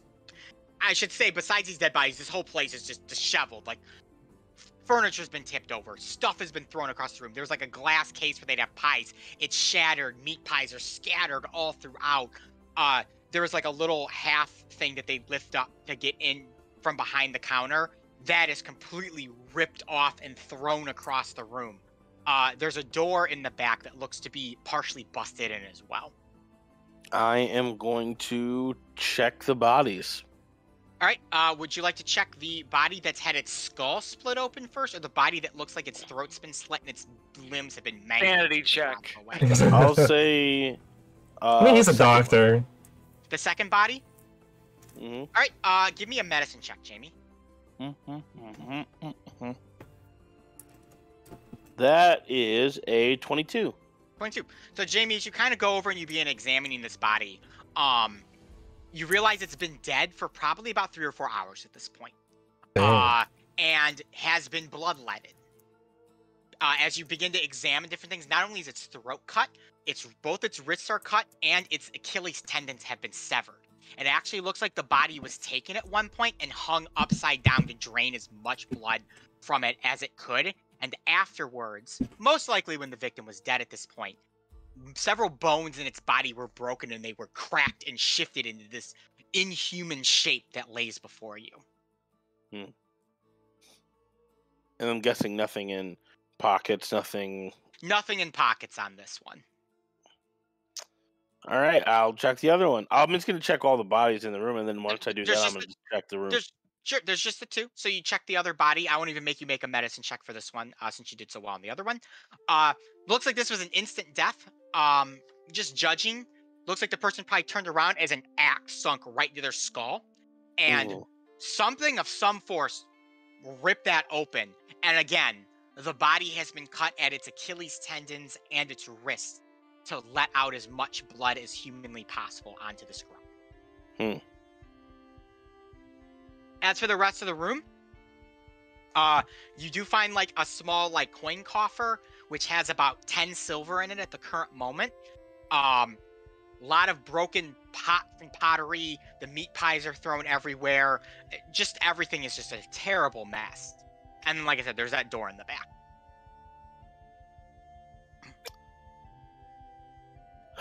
While he's exploring the room, Arthur, Darby, Sentinel, what would you guys like to do? I'm gonna try and make my way now that I've got my composure. Unless you want me to make a wisdom save to do so, I can. I'm gonna walk to the back of the building to see if there's like a back door somebody might have like left out of, or if there's any sort of trail or trace of anybody. Since it's been snowing for a while, if anybody left that way, should be able to see some footprints. Okay. So you make your way out back, Arthur, and you're kind of looking around.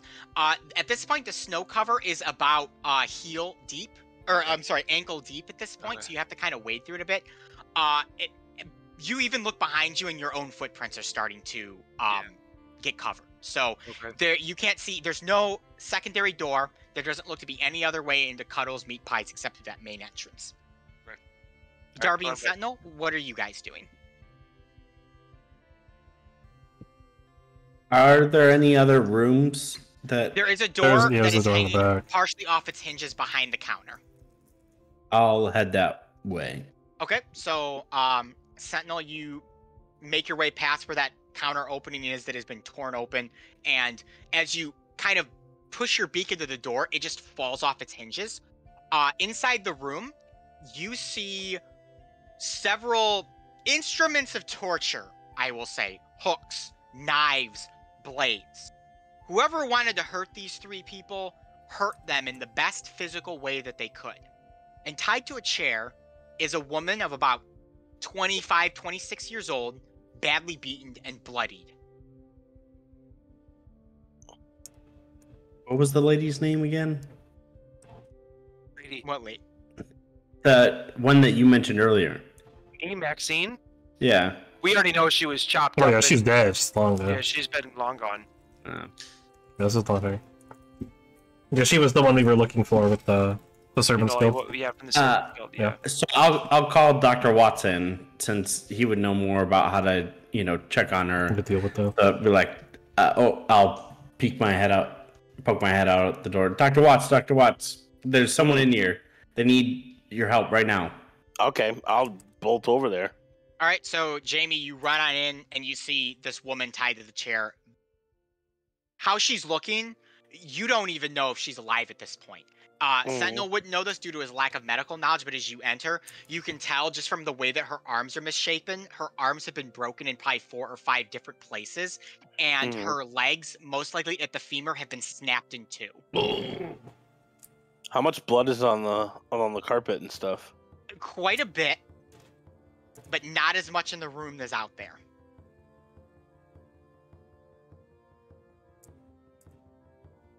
As I walk up, as I walk up, I want to do a perception check for signs of like a recent struggle. Okay, give me a perception check then. On her like wrists or legs or anything like that. Okay, go ahead, give me a perception check. That's a 12. 12? So as you kind of approach Jamie, you start examining her a bit. There's definitely signs of a bit of a struggle here. You kind of pull her hair back. She's got like long black hair. She's human. You see like a couple slash marks on her face. There is bleeding under her fingernails, like she went and slashed someone with her nails or tried to, at least, to defend herself. And then Jamie, as you... Oh, go ahead. Okay, and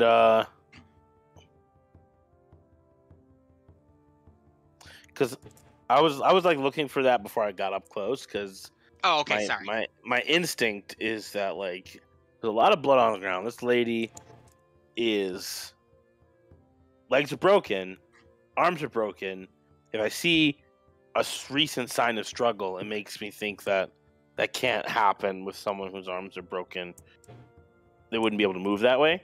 Yeah. But I'll walk up, see if I can find a pulse. All right, so you go over and you place like your finger on her neck to check for a pulse, and just as you start reading one, the woman immediately opens her eyes and lets out a gasp as if she has just shot back to life. Okay, I'm gonna.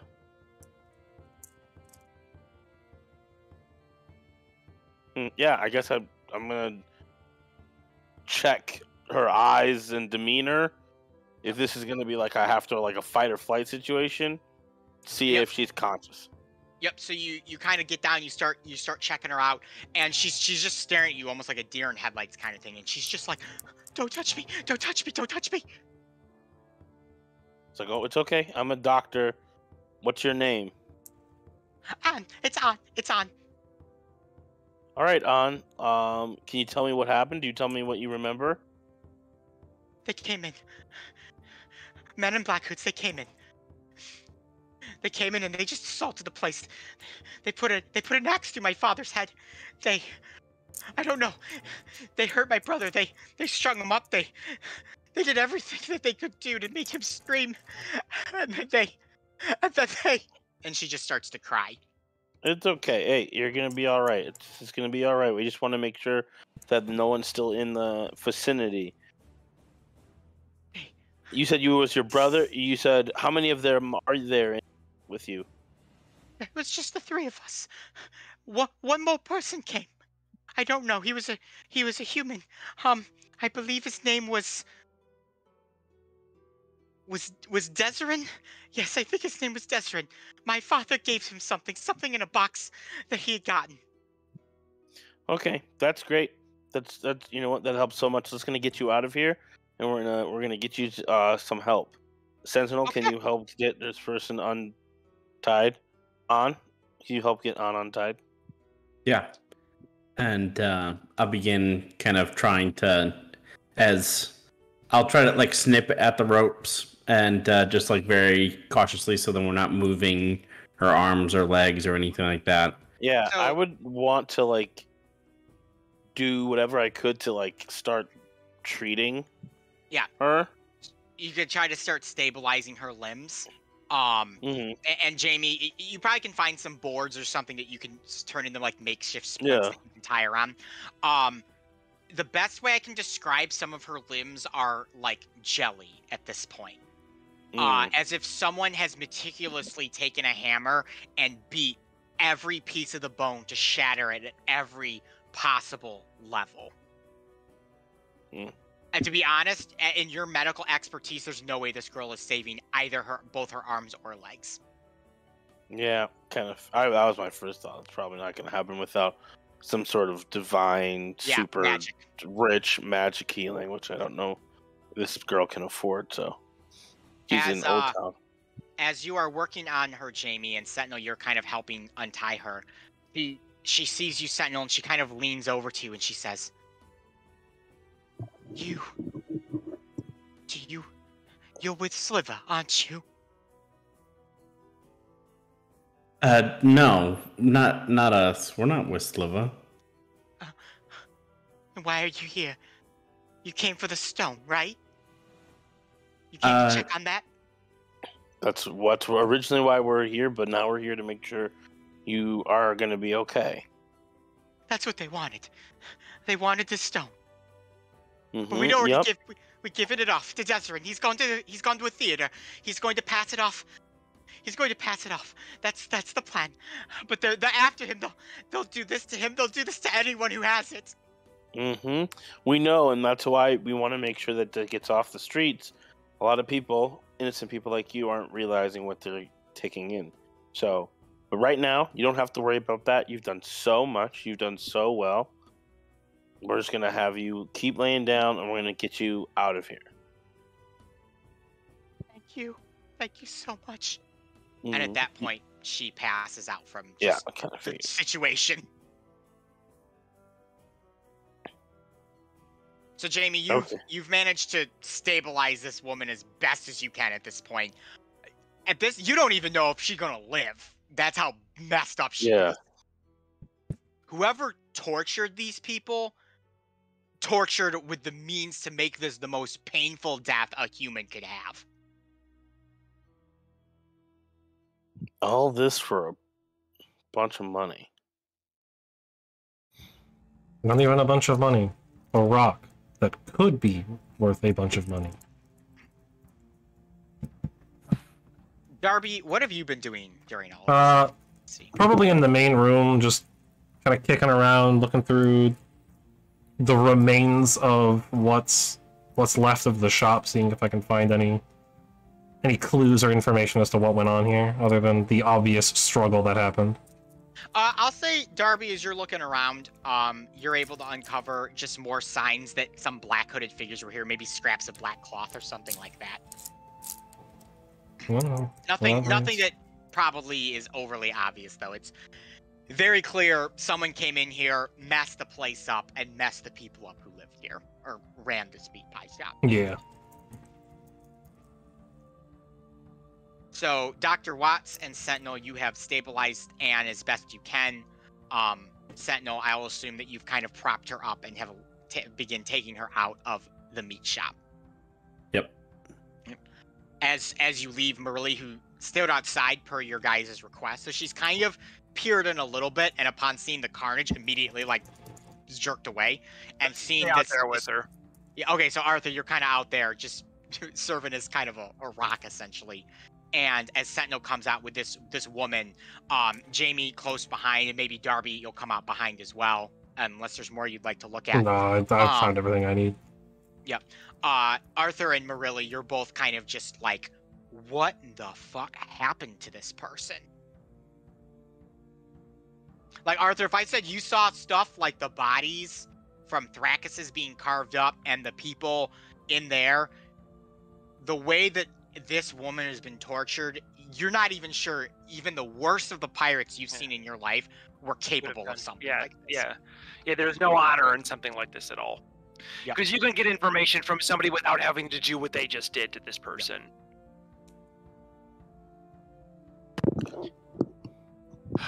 Welcome back to the slums. Yeah. Did she even come to? Do we know? Yeah. Yeah, she said some stuff. Do. She told me. I'll relay the name because I've Derry. Desiree. Desiree. Desiree. And she mentioned that he was going to a theater and was going to pass it out to somebody else. Mm-hmm. Yeah, this stone is changing hands Well, fast. Morelli, you're the Flying most around. familiar. You're the most familiar with this this town. If you were to work at one Cuddles Meat Pies, and we're going to pass something off to somebody going to a theater, what type of theater would that be? Are there many theaters in Highwater? No, there's only one theater in Highwater. It's the Grand Theater there. That lots of plays. Oh, Joel just got tickets to it for the Champion and the Dragon. Oh, that's right. Yeah. I remember. You might be going then, huh? When was that for again? Tonight actually. Yeah, we might be going. We might have to take up those tickets. An important item in a huge crowd. Yeah. Now I'm wondering how we gonna get this person medical attention. I mean, that's a good place to pass it, right? It's very conspicuous. There's too many people. We can, Hard to pin down. can do a Pazos drop off. That's been a de facto hospital for quite some time. We'll also There's take her no to one the... there at Pazos that can really help the woman. Yeah, we could... I mean, we could take her to the church or Day, something. but like, There's is there the like a Temple of hospital? Yeah, Can the we te- drop the it off at the temple. temple? Yeah, she might. That's, But that's the only thing we have. We don't really have a whole lot of other options. no. Unfortunately, for people in this area, there is not a lot of other options. No. No, not a whole lot. That is for sure. We could go see if we can wake Thrakasa, you know. So can- that'd be the first place we need to go, and then after that, we can go To the theater. to the theater. We should I- go get Dorian. Story. He's I probably just- getting ready for his date at the theater, right? Don't they hit him down? Yeah, No, they have a date at, double date. Yeah, whatever. Oh, Yeah. are they doing a double date there too? It was not a double date. It was a normal theater going experience with the friends. Oh, So yeah, because Marili's the other one. I forgot. Yeah. Yeah, it's Marley and Joel and... Joel, we're gonna sit next to each other, and they were gonna then you had Aster and Yeah, you were Darian. gonna ask for Darian. Yeah, Yeah. that's the other And two it was- tickets. Remember, we said it's a double Double date. date.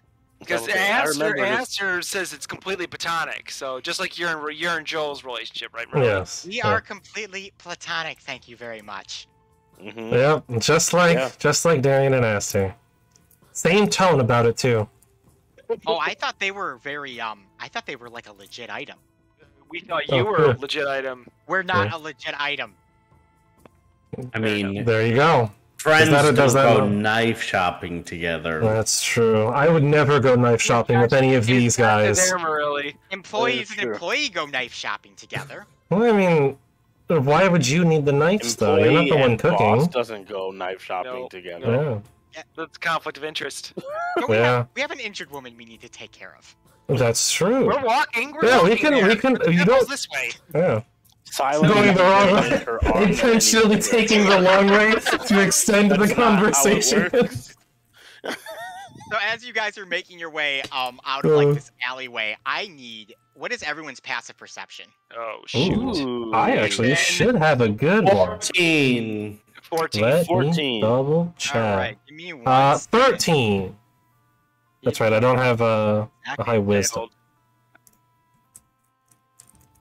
Mother scratcher. Oh, Actually, do I? wow. No, I don't think I do anything else. So the white. Really? That is their. Okay, I did not expect that to be their stat in that. Bugbears have a +6 to stealth. Yep. Yeah. I'll learn They're very something. sneaky. Oh yeah, aren't they like proficient in it? Is that what they do? Mhm. Yeah, I didn't. They're very sneaky. As you guys are as you guys are walking away to kind of like go to the temple of the goddess, the blizzard has gotten worse at this point. I almost want to say it's a near whiteout condition. The snow is falling so hard that Arthur, from when you were out and walked around, your footprints are completely gone. You can't even tell you walked around to the side. It hasn't been that long. Just faintly, out of the like snowy outside, you catch a faint outline of something you can't quite tell. And as you kind of are walking closer, the outline of a goblin or hobbling-esque creature appears before you, big and lanky. They're the exact same creatures that accosted Jamie when you first met him. I need to get rid of Darian because he's not there.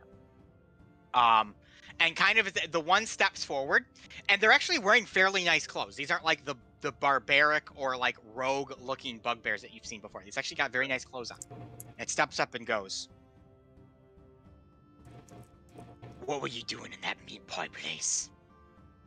I just came looking for some meat pies. What'd you find in there? Bodies, I'm assuming. Yeah, I mean, it wasn't really much of a good shopping experience, that's for sure. Now, my real question becomes, what do you have to find meat pies at this time of night? We were sent by a friend. Yeah, I You were want sent by a friend. some I've been food. sent by a friend myself. A friend by the name of Ansem Bertavio. Now, Oh, he's thanks, told me a bit about the players in this game.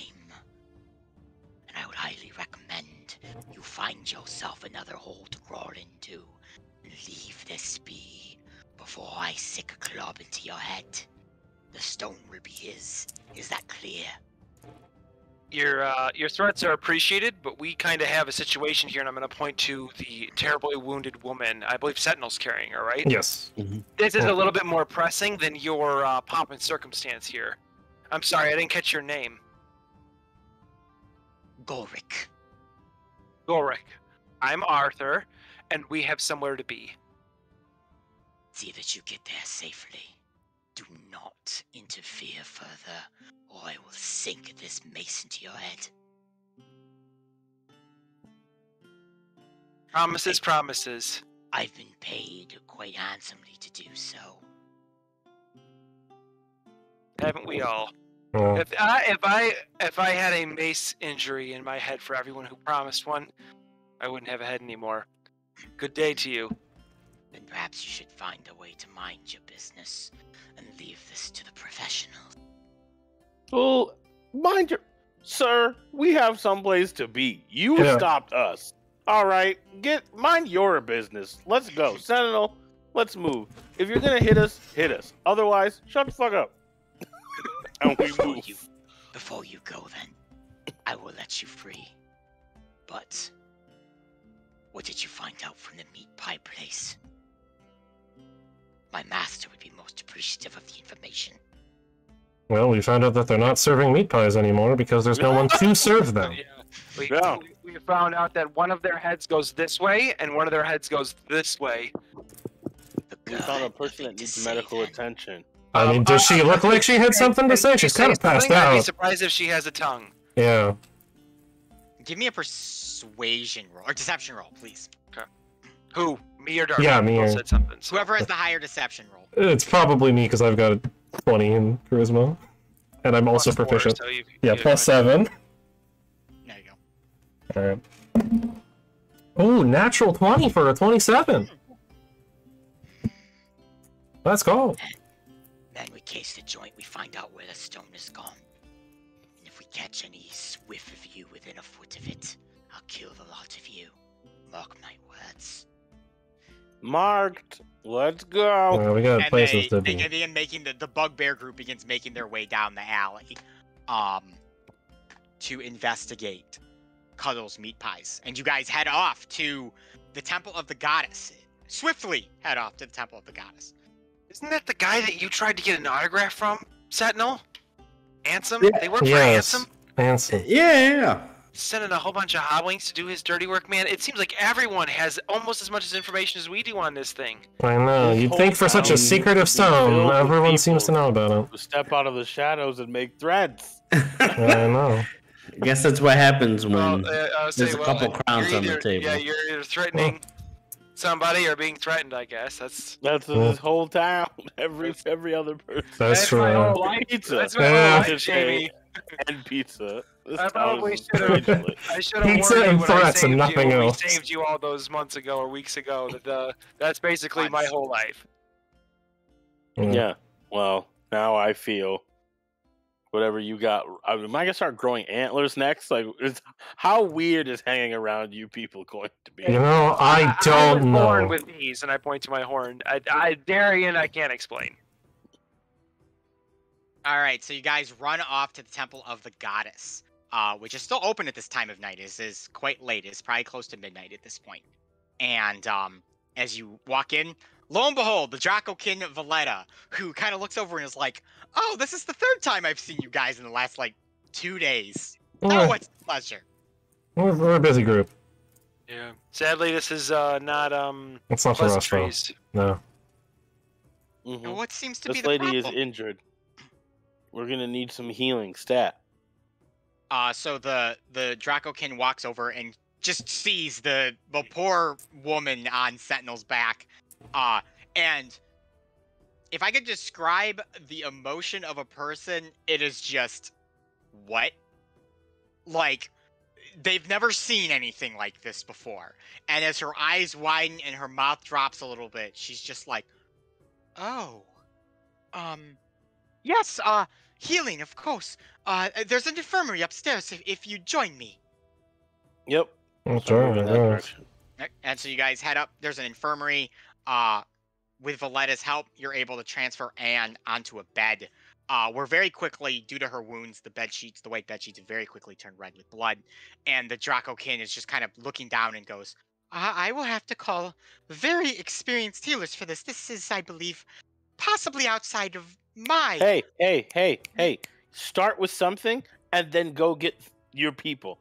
Anything to start and go get your people. Excellent point, sir. And she kind of It's begins doctor.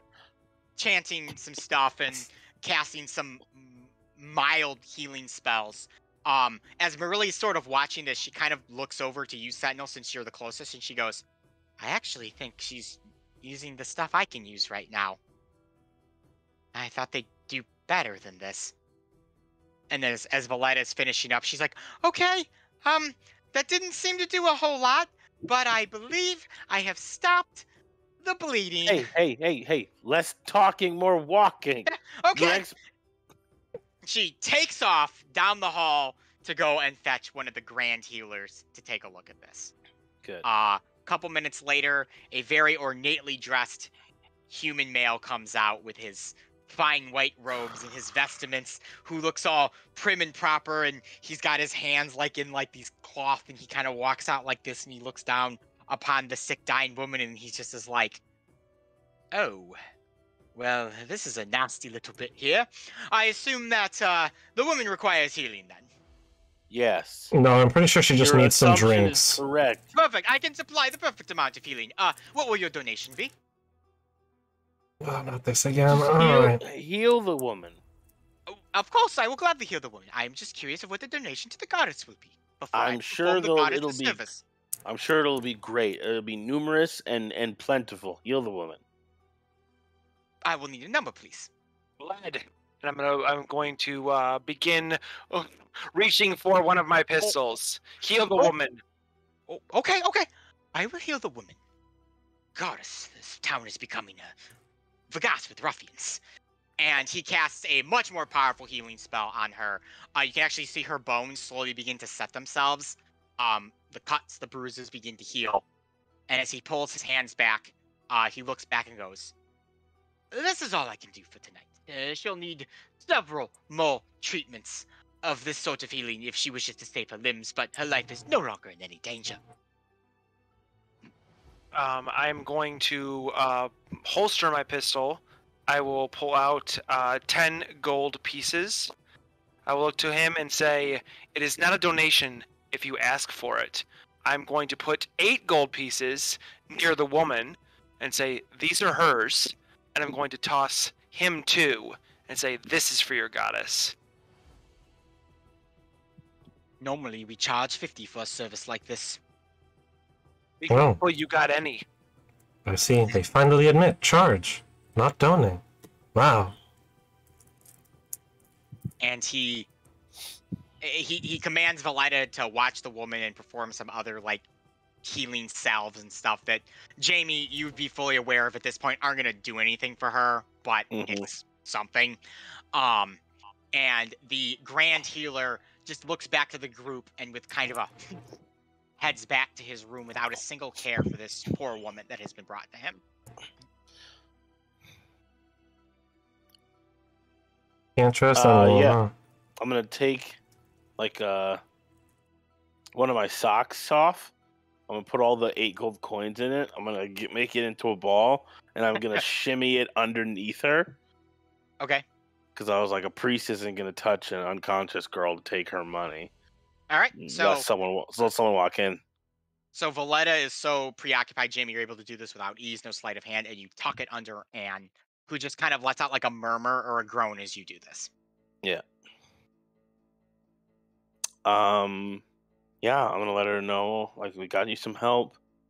These people. Oh, will she's be still able completely to... unconscious at this point. I know. I'm saying. Okay. These people will be able to help you, and we'll be sure to come back and check on your progress. I'm gonna turn to Valletta and be like, "All right, I'm gonna need you to look after my patient. Those solves that you're doing, just like next time, instead of putting goop all over our body, I'll give like a better medical thing that you can do instead of that." Yes, that sounds fantastic. Thank you so much. Here at the Temple of the Goddess, we strive ourselves on the best healing abilities and magics that the goddess provides. Though when it comes to the actual physical portions of treatment, we are learning greatly. Thank you. Yeah. And that's clear. And just make sure that anytime Priesty Boy is in here, someone else is here with him. Dude's looking lecherous. Yeah, I'll be sure to be here the entire time. I will look at her after her as if I am you and she is my patient. Because she is. Yes. Yeah, because she is. Indeed. All right. Thank you. And I'll be back to look after. I will look back to check in on her. And I'll of course head out. Thank you so much. Goddess be with you. And also with you. Yeah. I love it. I was waiting for someone to say that. All right. So the Anne has been left with Valletta and the Temple of the Goddess and the High Healer, who is a lovely individual of great renown and respect. It's like death all over again. So, what is the next? This is why I say, magic isn't medicine. Well, it is if you can pay for it. It's ridiculous. People shouldn't have to pay to stay alive in a system that is trying to kill them. That's you. Well, I didn't say I disagreed with you. I was just saying that it's medicine if you have the money. Sorry, I let my anger get the best of me, especially you, Sentinel. I know, Threatening a high running a man priest. of the cloth probably didn't sit too well with you, but I'm not going to sit idly by while someone dies on a table while someone asks for change. Yeah, I'm having a little bit of a hard time with that. I haven't had too many experiences out this way outside of the city, with people who represent the goddess. Doesn't seem like what I was, brought up with. It's a different world out here.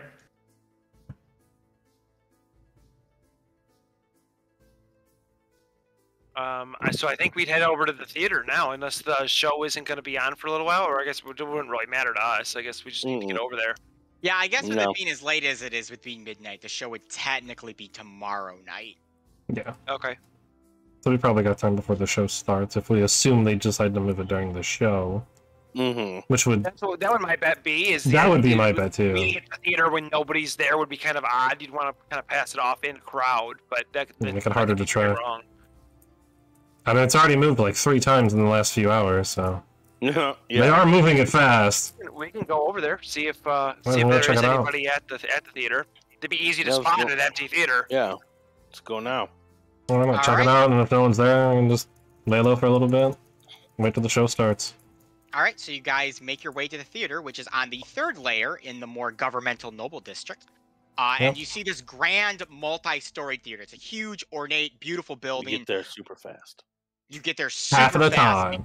because Jamie has the urchin. It would normally take you probably 40 minutes to get there. 20 minutes. Never late for another theater show ever again. Man. No. When you wanted to wait in line to go watch Transformers 2 Revenge of the Fallen and had to wait 6 hours in line to get that first opening seat at midnight, you got there twice as fast because Jamie Watts was there. Yes. To be first in that line. Use your backstory skills, people. Don't let your DM sleep. Don't let your DM sleep. It's okay. So you guys make it to the theater. Again, this very glorious building, beautiful architecture. There's like these busts of different like creatures, monsters from around Elyssia, carved into the side of this beautiful building. It's a big square essentially, and it's set into the wall in high water. Around the front, there seems to be, I believe 3. Let me double check. Nope, and my computer's being slow. Technology. I know. Yes, there are 3 doors, what seems to be in the front, and there seems to be almost Nim, to you, Jamie, looking robotic constructs that are situated in the walls next to the door with their arms crossed like this. Huh. Interesting.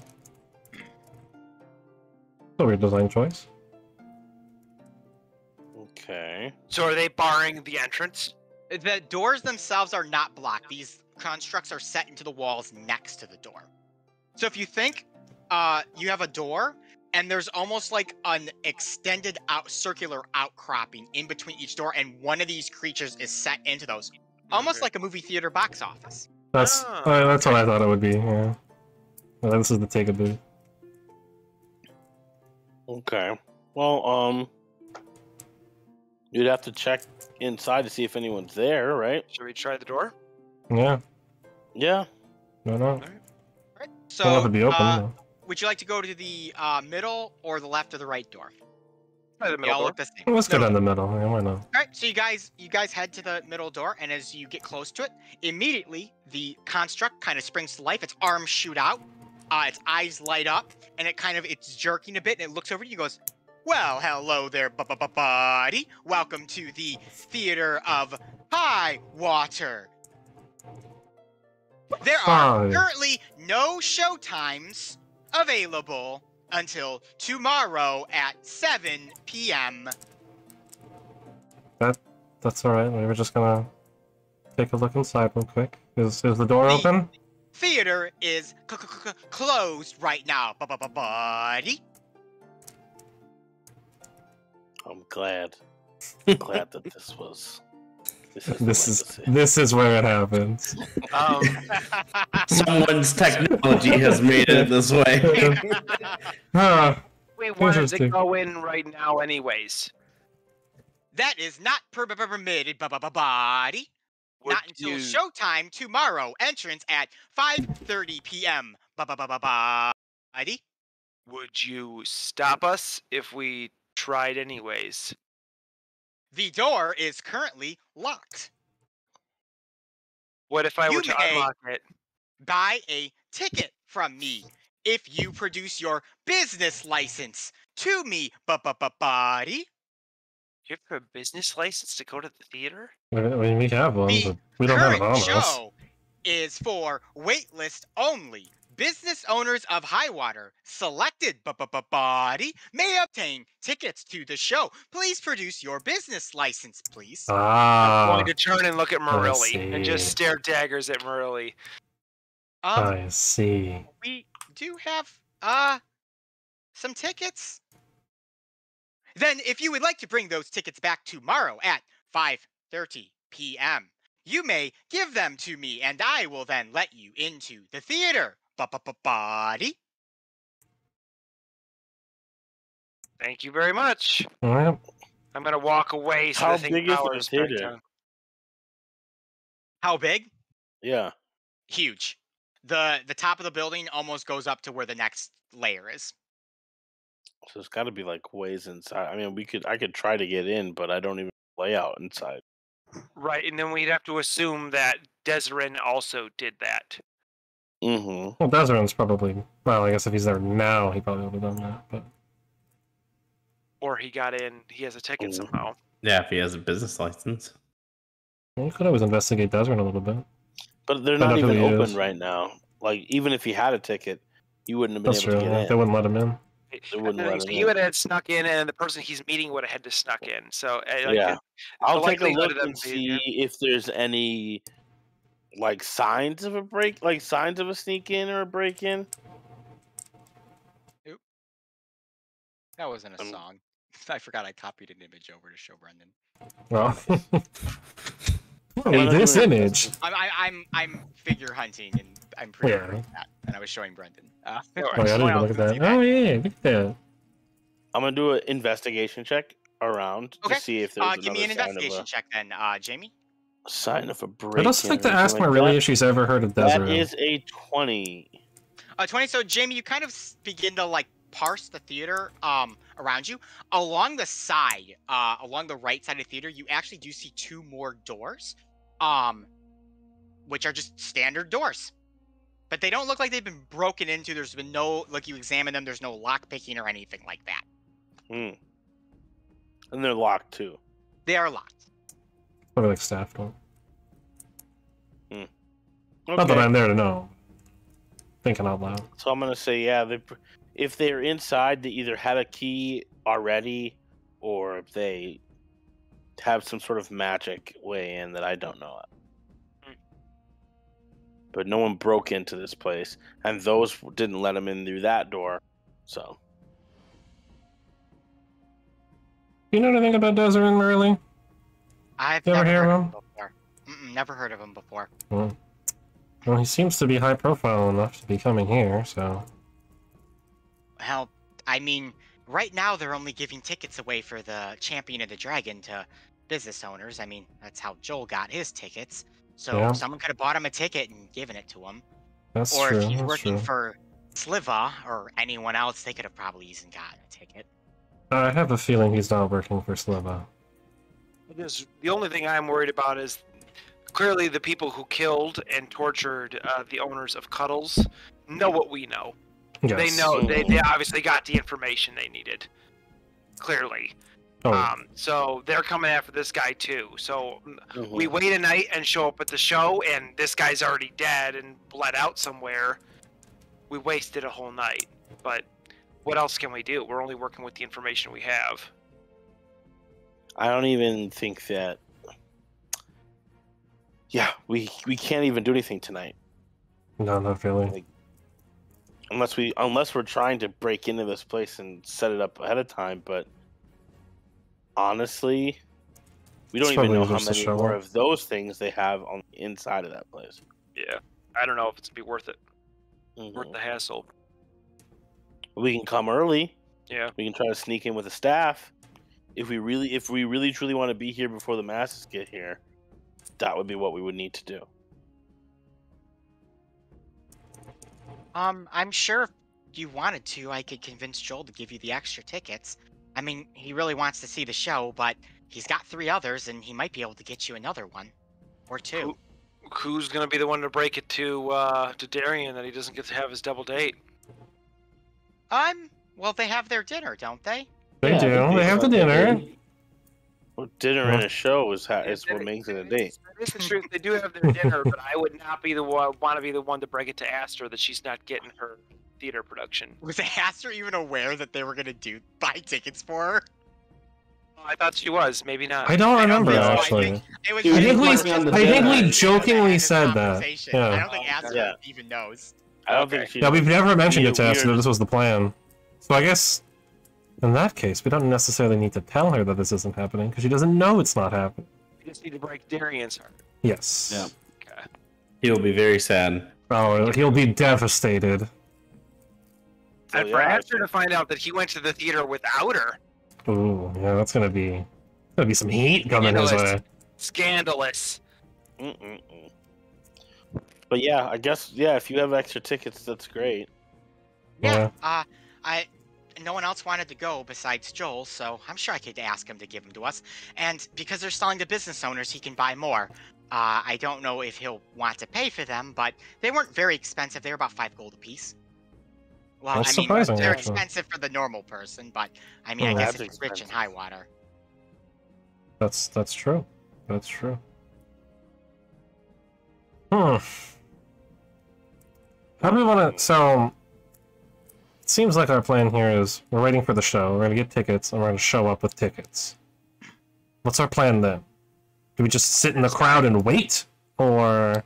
Well, part of me is under the suspicion that we are very clearly not going to be the only ones at this show Oh, looking definitely for somebody. not. So if Ansem's hobblings are even halfway intelligent, they might get the information. So we're going to be at the theater with the hobblings, and there's also going to be these men in black looking for the same guy. So I don't know if this Desmond knows who's coming after him, but we need to find him, and we need to find him quickly. I think what I'm going to do is I'm going to come here early and get in with the staff, because Desmond doesn't know what we look like. At least I don't think. So Not necessarily. to make it look like I can be someone that can be around, and we'll just keep canvassing the place until we find him, and then get the stone before it all goes tits up. The only extra information we could possibly give, and again, I don't know how much we want to bother her, is if Anne comes to tomorrow at all, she may be able to give us a description of him, so at least we know who we're looking for. I mean, we could also look around in some of the guilds when they open up, see if they can give us any information about him. He clearly is a business owner or related to one. So we can... The only thing I can think of is he's in Sliva's gang, and the more we poke questions about, the more people are going to know somebody's looking for Desiree. So I'd hate for word to get travel back to him and spook him, because we need him to show up. That's true. We just don't need. We need to be the ones to find him. Mm-hmm. It also worked here too, you know? As one of the staff, that'd be a great way to pass it off. A staff member passes it to some wealthy noble who wants the money.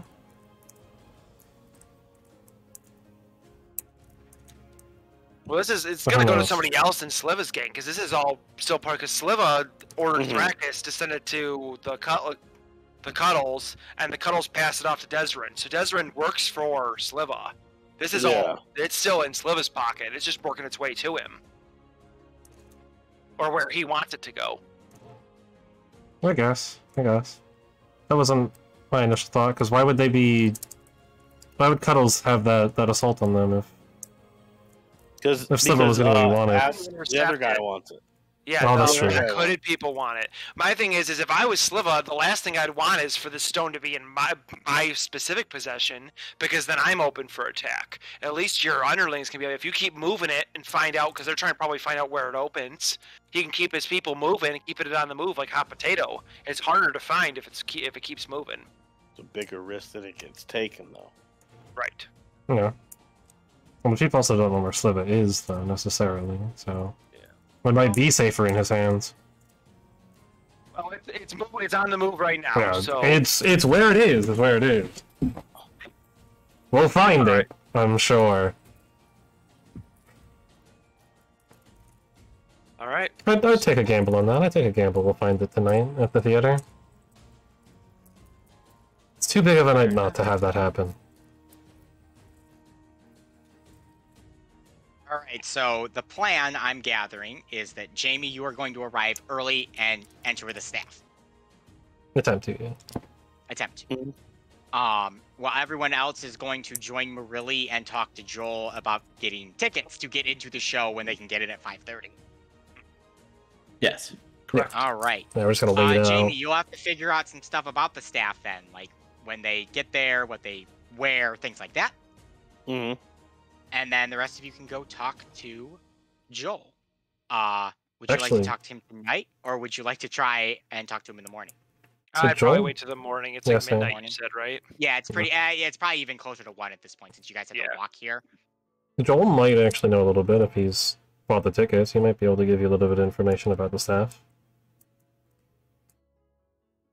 I mean, at least he's come here once to get the tickets, so he might have seen them lurking That around. is true. Has Marilli ever come there? No, I've never been to the theater before. Former members of the Servants Guild have never really, been privy enough to attend something like this. It'll be a first for me. Does the Servant Guild work here, or do they hire other people? Oh, yeah, no, they hire servants from the Servant Guild. Oh, Yeah, we could go there okay. too. So I can go ask. I'll go there to ask what the outfit is, what the uniform is. That's probably a good idea. I'm sure Yeah. Guildmaster Brizzle would be willing to tell you if you butter him up a little bit. Mm-hmm. Just let me looking for a job or something. Or you're looking for somebody, and then you can, Yeah. if you know what they wear, then That's what I'm gonna do. perfect. Beautiful. Jamie, are you going to do that tonight or tomorrow? I'll do that tonight. I'll do that like as soon as I can get there. Yeah. Yeah, so I Okay. can get that up already. Would you guys like to join him to the Servants Guild, or are you going to head back to Zafar Inn / Pazos? I will head back. I don't need to Yeah. be a part of that. No, I'll head back. Before we do split up, though, I will tell everyone. I said one thing that we're gonna have to do, which I'm sure Jamie is gonna be thrilled about. But we're gonna have to bring Mr. Joel up to speed on this. If we're gonna put his life in danger by involving him in this situation, he needs to know what's going on. He will not give up the tickets unless he can go to the show. I can guarantee that. So if he's going to the show, his life's gonna be in danger, from being associated with us. So he needs to know. I was trying hard not to get that dude involved in this, but at this point, Yeah. it is what it is. Unfortunately, I don't think they'll take our business license for tickets. So I'm assuming we're not elite of the elite enough for them. I will consider the fact our business is destroyed. Yeah. You're right. I mean, they don't need to know that. I think everybody knows that. Maybe they're in the city. I'm pretty sure that news got around. Yeah, but they're the bots don't necessarily know that. They're not news bots. They don't know what's going on in the city. They just know what's going on with the theater. Just insulting the intelligence and nimble rights. Look, I'm just saying they might not be programmed. They might not know. Not that it matters. Again, we're probably not in the elite anyways. We're too new of a business for them, I assume. All right. So Jamie, you can head off to the guild, the Servants Guild, to converse with them as everyone kind of heads off. As everyone but Jamie's walking away, Marilli kind of makes the comment of, I'll kind of give Joel a heads up a bit what's going on tonight, but you guys can fill him in on everything in the morning. Probably be best then. But I'll let him know that he found something to take the tickets off his hand. He did indeed. All right. All we need is one more. Jamie, you make your way from the 3rd layer back down to the 1st layer, where the Servants Guild are. You probably can walk with your buddies until they have to split off to go to the inn, and you can head off on down to the Servants Guild. You find that it is open. The Servants Guild is open 24 hours because Lord knows when you might need a new servant. Mhm. And as you enter, there's only one clerk working, some scrawny-looking human guy that looks like he's probably fresh out of diapers, in a figurative sense. And he's jotting something down on a paper very fiercely. He's very into his job. Hey, excuse me. Yes. I have a quick. You need to tell me something real quick. The theater, and I named the theater. Yep. What is the servant's outfit? Why would you need to know that? There's an important thing that we have to do. We're working with the city. Well, I guess knowing the outfits won't hurt. Generally black trousers, white top, black tie. For the men. Women, black skirts, white top, little bow tie thing. Got it. Awesome. Thank you. And they don't have any other distinguishing markings or anything like that, because we want to make sure that what we found is correct. Well, generally speaking, the theater is aware of the servants that come and go. They're issued like an ID card that lets them in and out that is checked. Got it. Awesome. Thank you. Mm-hmm. Good luck with what you're doing. Yeah, and I'll head out. Bye, Billy. Hope you find your dad. Dead. Bye, buddy. Excuse me. All right, so Jamie, you have obtained your. You kind of have this knowledge now of what they wear. Mm-hmm. I will gather the clothes appropriate. I have the disguise kit proficiency, so. Right now, there aren't any open shops. If you'd like to buy them, you'd have to wait till the morning. If you'd like to steal them, then that is a doable item. That is what I am doing. Okay. Of course. Uh, Yeah. So give me a stealth, and a sleight of hand check. We'll see how this goes. Stealth The- first, then sleight The of hand. good doctor doesn't wait for morning to buy things. Just That's takes it. 17. Okay. And then sleight of hand is 15. Easy peasy. You're able Not to bad. bust into a garment shop just with the general knowledge, white top. Bust. You're able to ease your way in There you go. to the With to the shop finesse. at night. He's not a heathen. He didn't throw a chair at the window. Jamie just busts the thing, opens it. Come Oh on, my god, now. somebody broke in and literally took one pair of pants and a shirt at a You time! break the glass, cut your arm, and then you stitch yourself up after you're done. You're Yeah. done. There you go. Good night. Yeah, that is the you're able to weirdest obtain break-in ever. The black trousers, the white shirt, and the black tie that you need. You're not 100% sure what like the exact uniform looks. You just have the description, but it's such Yeah. a fairly common item. You're like, this will probably do to get me in there.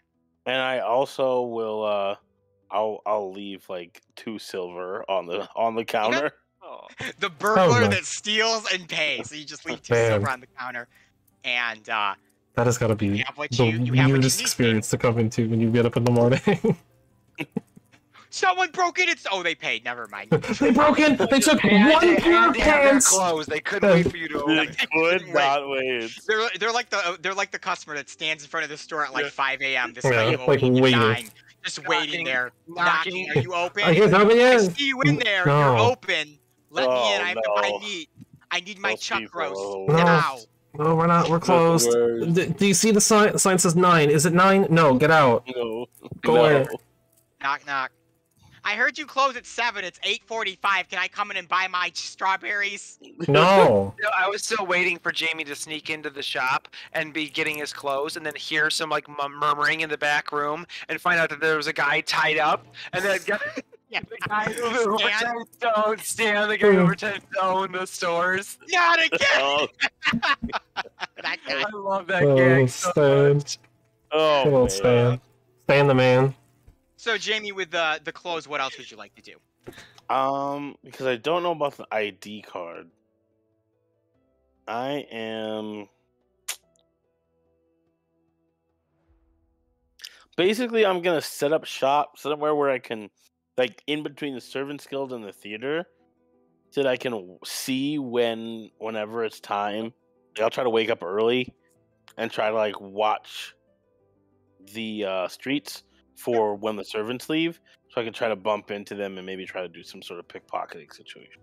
Sounds good. So Jamie, kind of using your urchin abilities, your knowledge of just cities in general, you determine with the theater being on the 3rd layer, Servants Guild being on the 1st, you find a decent vantage point in the 2nd layer that you're kind of able to crawl your way up to. Appears to be an attic of some sorts for this kind of 2-story home / business, kind of business on the bottom, home on the top, attic. And the attic looks to be mostly unused except for storage for the business. So you're able to like prop the window open and ease your way in. You get a great view from the window, and you can kind of use this as a spy point. While you perfect view from the Servants Guild, you can kind of see the stairs. You can't quite get up to the 3rd layer, but you can see the stairs that lead up there. So you'll probably start to see people make their way up there at some point. Cool. All right, we will hop over to Arthur, Darby, and Sentinel, who have now returned to Pazos. Merle bids you a farewell and a good night, and she says, I'll go let Joel know what's going on, and how many more tickets? Because he has 5, and Joel and I need 2, so that'd be 3. So we just need 1 for, I think, Darian then, because Jamie's gonna go in his own way. You Yeah, I can guess. All right. Yeah, so we just I'll, need one more, I I'll guess. see if I'll go first thing tomorrow and see if I can buy one. Actually, those robots were working. I have a bit of gold on me. I'll see if I can buy one right now. That works. Yeah, so you can get it to us, the better. So, all right, I'll see you guys in the morning. Oh, this is exciting, isn't it? Yes, and I mean, minus the whole what happened to those people there, but you guys are strong and everything. I'm sure we'll be fine. Well, we can hope. Thank you for we'll your do what help, we can. Merle. Yeah. And almost with a weird sort of like excited skip in her step, Merle kind of takes off back to the 3rd layer to go buy this extra ticket. Alright, so who wants to break the bad news to Darian? I'll do it. Let's give it to Sentinel. He's always very delicate. That's true. Okay, Sentinel, you can break the news to Darian that his date has been canceled. Darian, with his, I've just determined with his seemingly oncoming Fey flu that made him return so he doesn't float away and just sneeze and float away from high water. You guys make your way into the Zafar Inn, or what's left of it, to get a good night's rest, which everyone will get a long rest again here. Oh, good. And I need that. I think Arthur's the only one that really. Oh no, you need it too, Darby. Yeah, because I used some long rest only abilities. Yep, you used the spell. I took 16 points of damage from Yeah. one swing. And you got a big hit. I mean, it was a crit, so. You guys can inform Darian that part 2 of his date is done. Well, And part that 1 will end the session for the night. And Yeah.